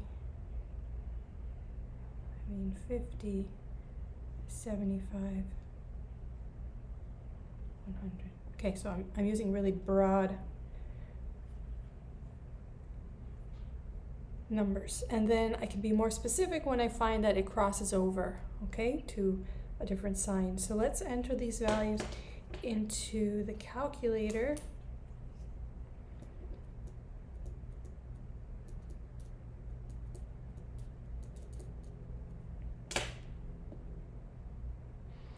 So go to CF, second clear work, and start entering 900, negative, enter down, oops, down, 1200, enter down. Let me double check, I'm sorry, I'm rushing.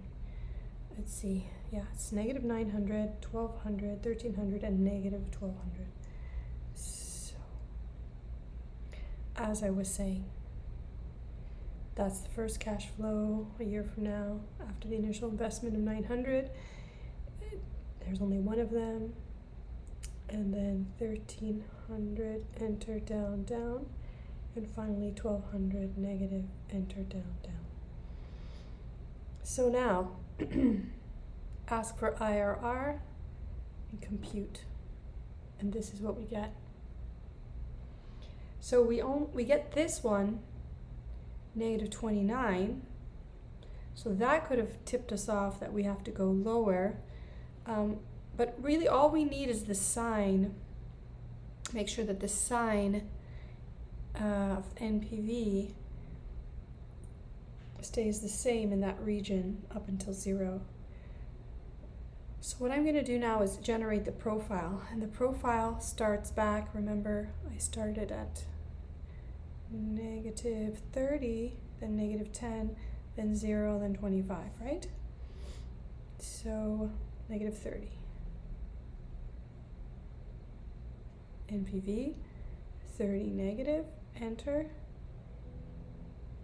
scroll down, and then compute NPV.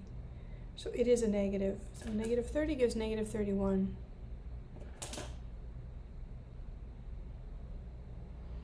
This is -31, and remember this is dollars.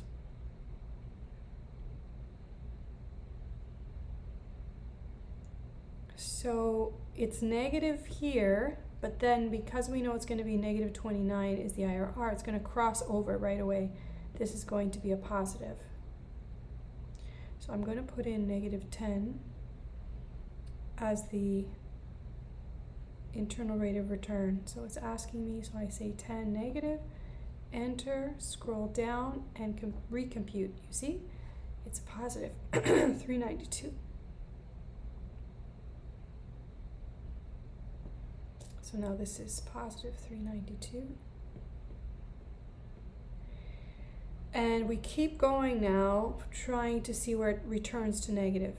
So 2 sign changes in the cash flows indicates up to 2 internal rates of return.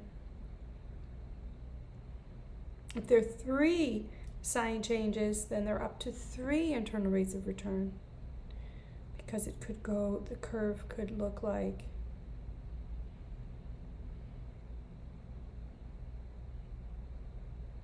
you see? Actually, if there are 3 sign changes, it could be even 4, because it could cross.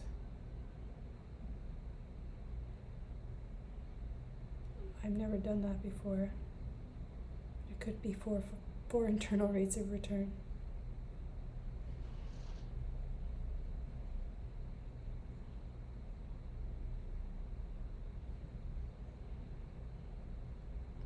Okay.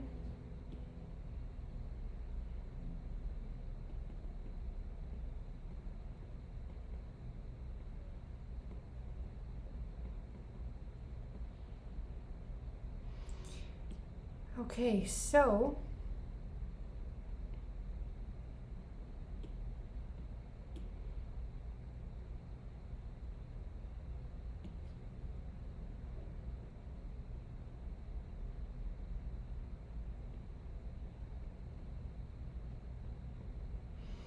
all right, so let's continue. So I'm going to enter 0, 25, 50. So I'm going to enter 0, enter, down, compute. So that's a positive. So this is going to be a positive. Now I'm going to enter 25, enter, down, recompute. Still positive. Then 50, 50, enter, down, compute. Still a positive. 75. So 75, enter, down, compute. Aha, it's a negative. So between 50 and 75, it changes sign. That's the most important thing. So I'm going to just make a note that this is positive, positive, positive, negative. So this is where the IRR. Now, I'm just putting it to find it here, but if you want to graph it, you actually have to find the values, right, for the chart. So now I would iterate between 50 and 75 to get closer. So it would be 50,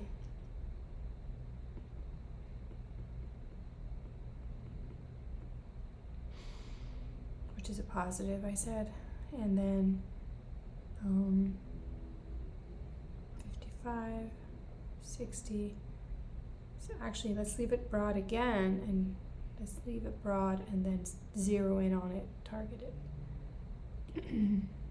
So 50, 60, 70, 75. So you know that's a positive, that's a negative. So we'll just try 60 and 70. 60 will turn out to be a positive, and 72, so you'll know that it will be between 70 and 75. So let's do that. I'm going to enter the interest rate as 60, enter down, recompute, positive.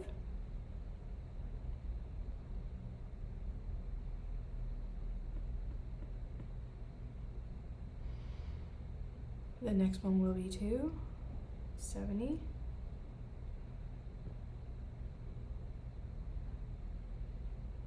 Positive. So you know the NPV must be in here.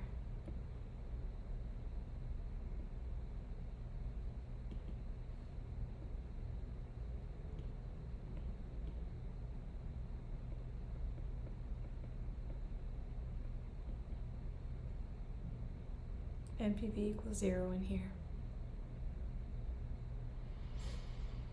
Right. Okay, so what we found is that the second internal rate of return is between those two, and Diego was telling us that it's 72.255. I guess maybe he got that on the calculator or used Excel, so you guys can practice using different tools. Now the point is to get the interpretation. So here's my graph with the actual values, positive, positive, positive, positive NPV, and then negative.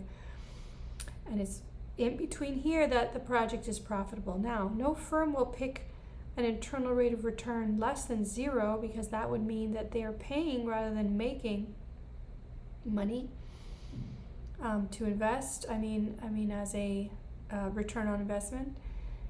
So really the decisions are here, and this is all positive. So it's pretty much like a for sure project. This should be invested in. It looks like it's always going to be a positive NPV.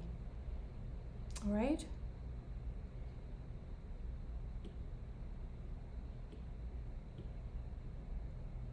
So I'm not going to highlight the other area because firms will not pick a discount rate in here. So accept the project provided the required rate of return is between 0 and 72.25. Well, thank you, Diego. So you're doing that profile. Excellent. All right. So that's multiple IRRs. And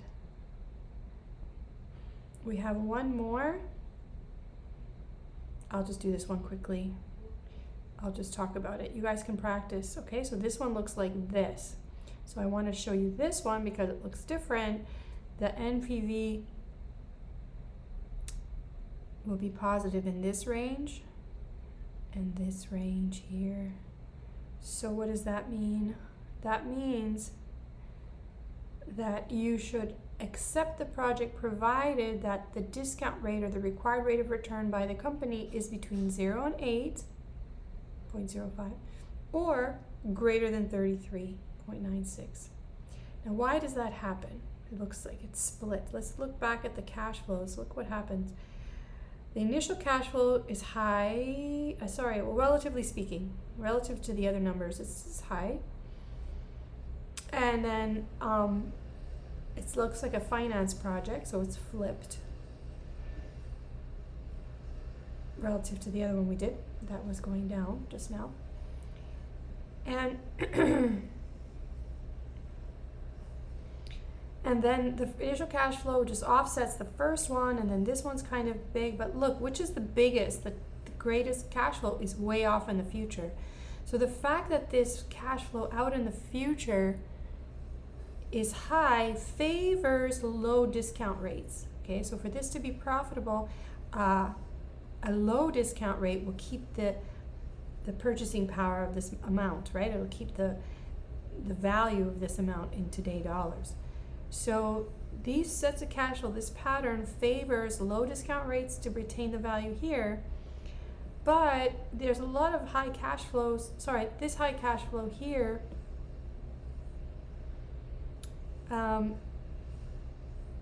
you don't want it to be so offset by these negative ones early on. So at the same time as it favors high discount rate, it also favors low discount rates.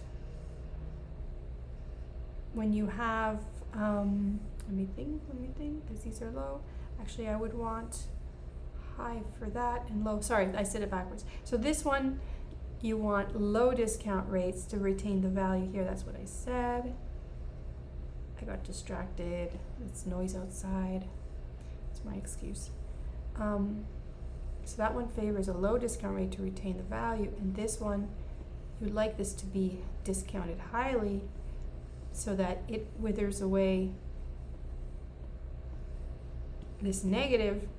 So there's the conflict that you see resolved this way. So either very high discount rate, so that would be for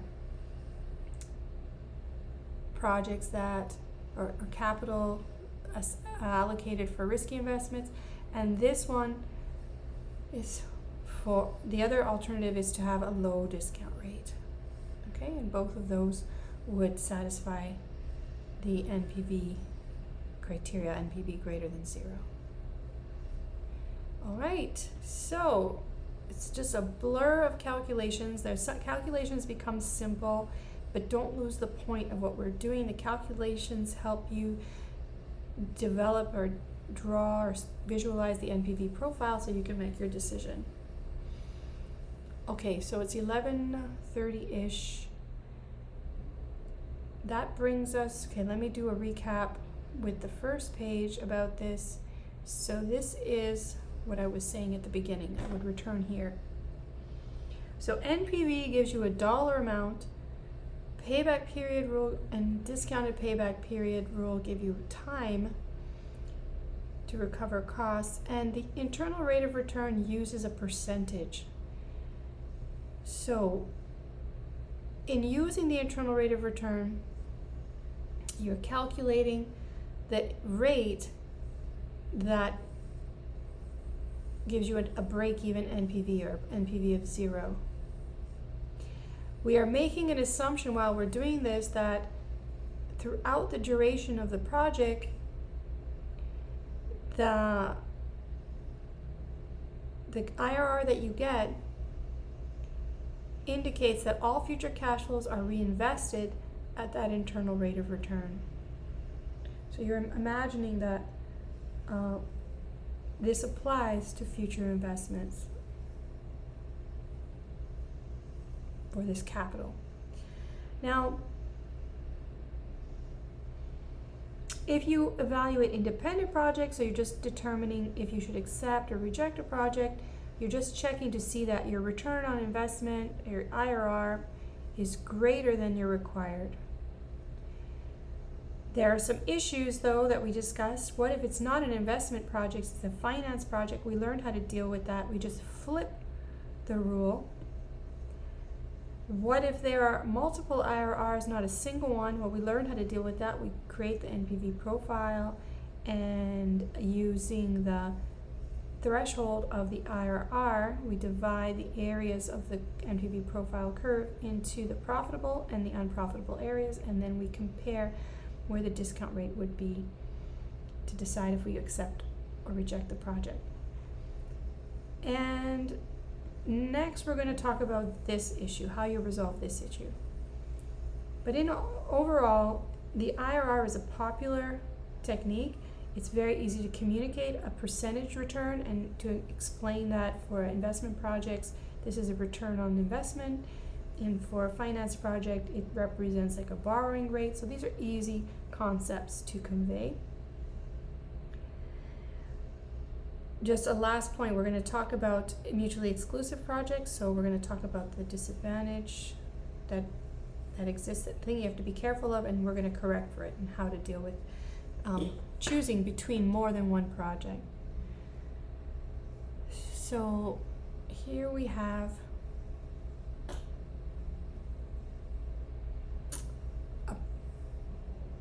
the issue.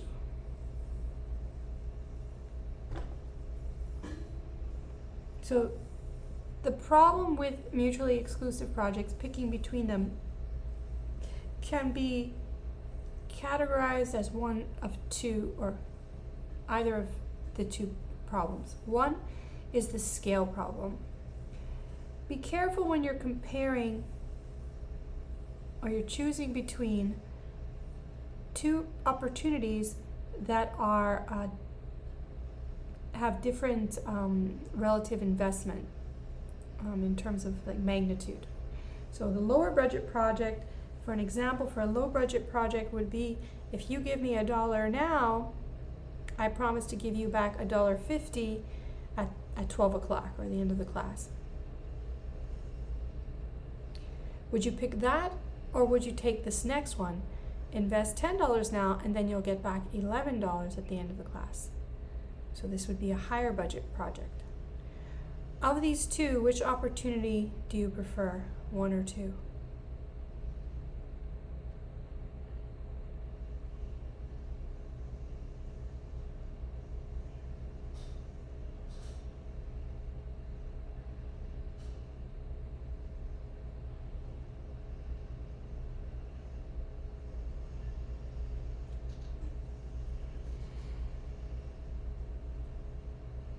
Which one would you pick?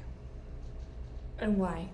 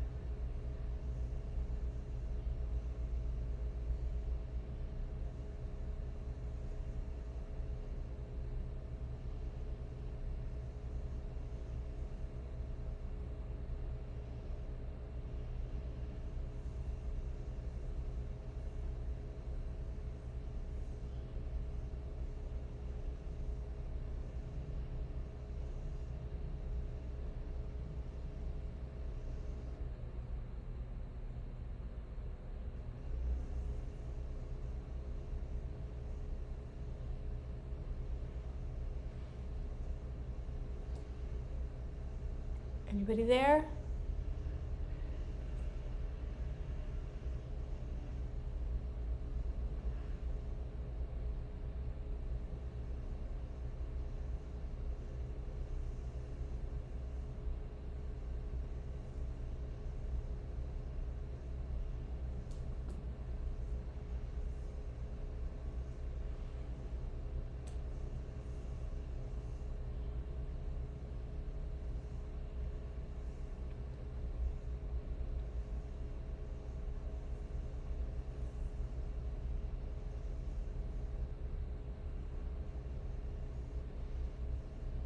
Okay, so Juan tells us he would pick the second one.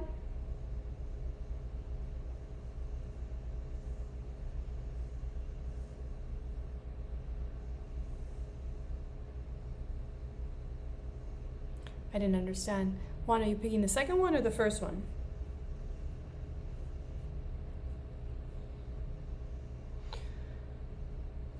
The second one por el 50% or 50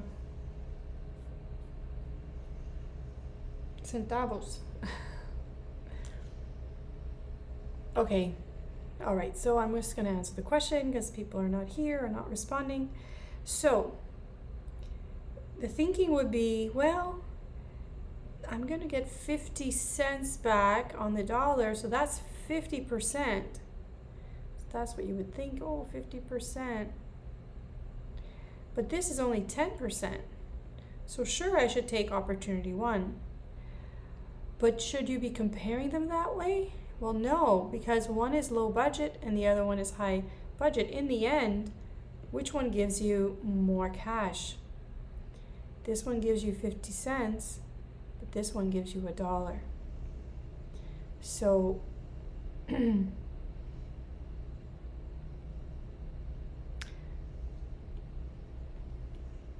the problem, the blind spot, is that you're not recognizing that you're comparing apples and oranges. You're comparing different size projects, okay?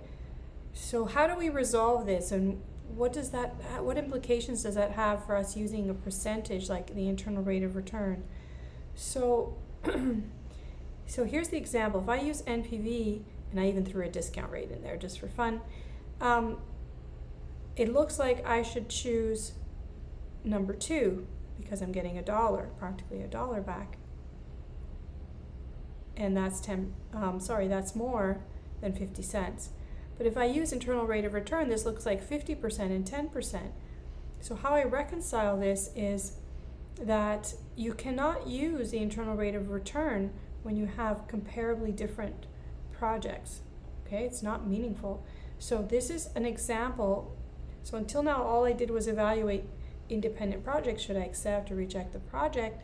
Now I'm comparing two and deciding which one is better. When I do that, I have to be careful about the using the IRR. I have to use it properly. Oops.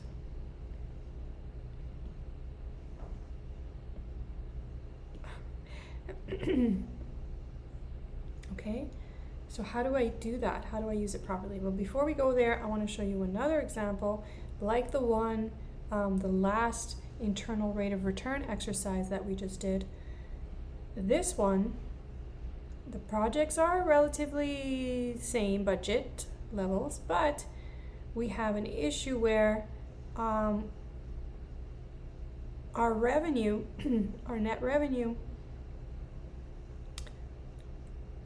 in year 4 for project A is high relative to the other revenues, but in project B, it's high up front. So this is where our conversation comes in about discount rates. Project A favors a low discount rate. That would make NPV of A higher. And project B favors high discount rates because early on are the cash flows, well, relatively speaking, not like really high, but relatively speaking, higher discount rates because the cash flows early on and a high discount rate early on is not going to have too much effect. So how do you reconcile this situation? If you calculated the internal rate of return, it looks like you should pick B. You rank them, you say, oh, this has a higher rate of return. But that's not the right way to compare them because there's a problem of timing here. So what we need to do is figure out where project A is good and where project B is good, and compare that relative to the discount rate that we want to use. So how do we do that? It turns out we can figure this out where they cross over.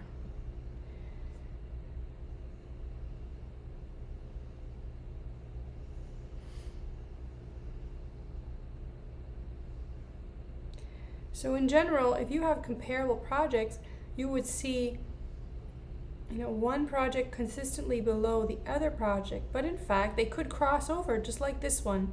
So project A is the bold line here, that corresponds to A, and this dashed line here is project B, and I've plotted the internal rates of return for A, and here's for B, and you see that you should pick A.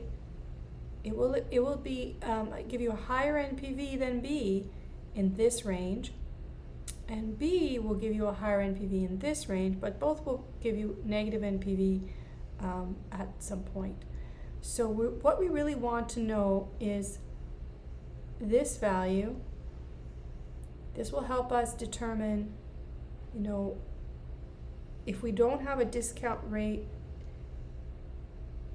if the firm doesn't give us, or we don't have a discount rate in mind, we want to do something like, calculating the IRR and give ourselves a range of values for accepting the project, then this would be the important number to get, because this is the threshold for A being ideal or preferred and B being the preferred. So how do we find that? What we do is we combine the cash flows into what's called an incremental project.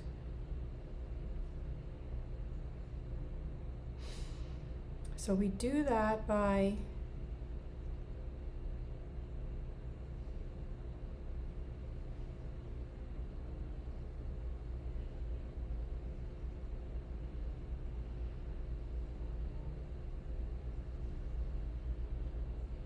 creating the incremental cash flows. That's what that says.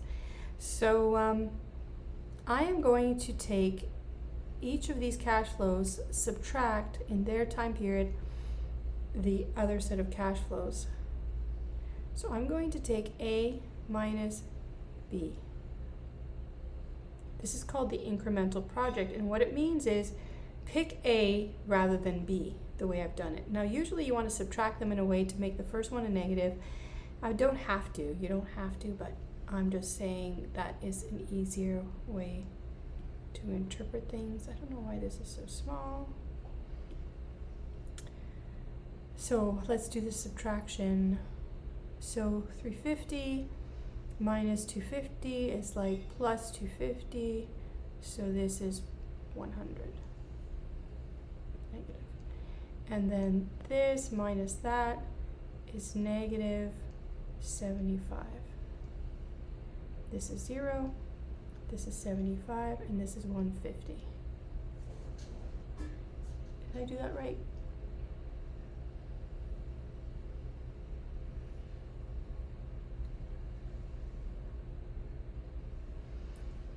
So I have them here. Yeah, I did it right. All right, so these cash flows, I put them here, are the cash flows of the incremental project A over B. The solution, the IRR of these cash flows will be 8.07, and this dark bold line represents that NPV profile. So I've left all the curves here, but in fact, the only one you need to look at is this one.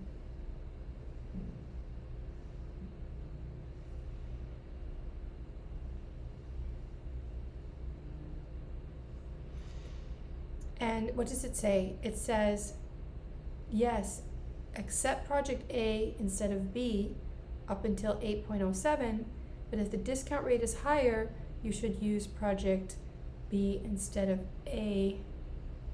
And up until where B is a negative, so B is a negative here. So maybe there's too many curves to stare at, so I'm going to give you a chance to look at those before next class, and we can pick up here next time. Okay? And we just have a couple more pages and we will finish this unit. So I will send unit 4. You can begin trying the exercises that I've sent you, and I've sent you the solutions as well. So have a productive weekend, a restful weekend at the same time, and let me know if you have any questions, and I'll continue to work on getting you your tests back. Any questions before I go?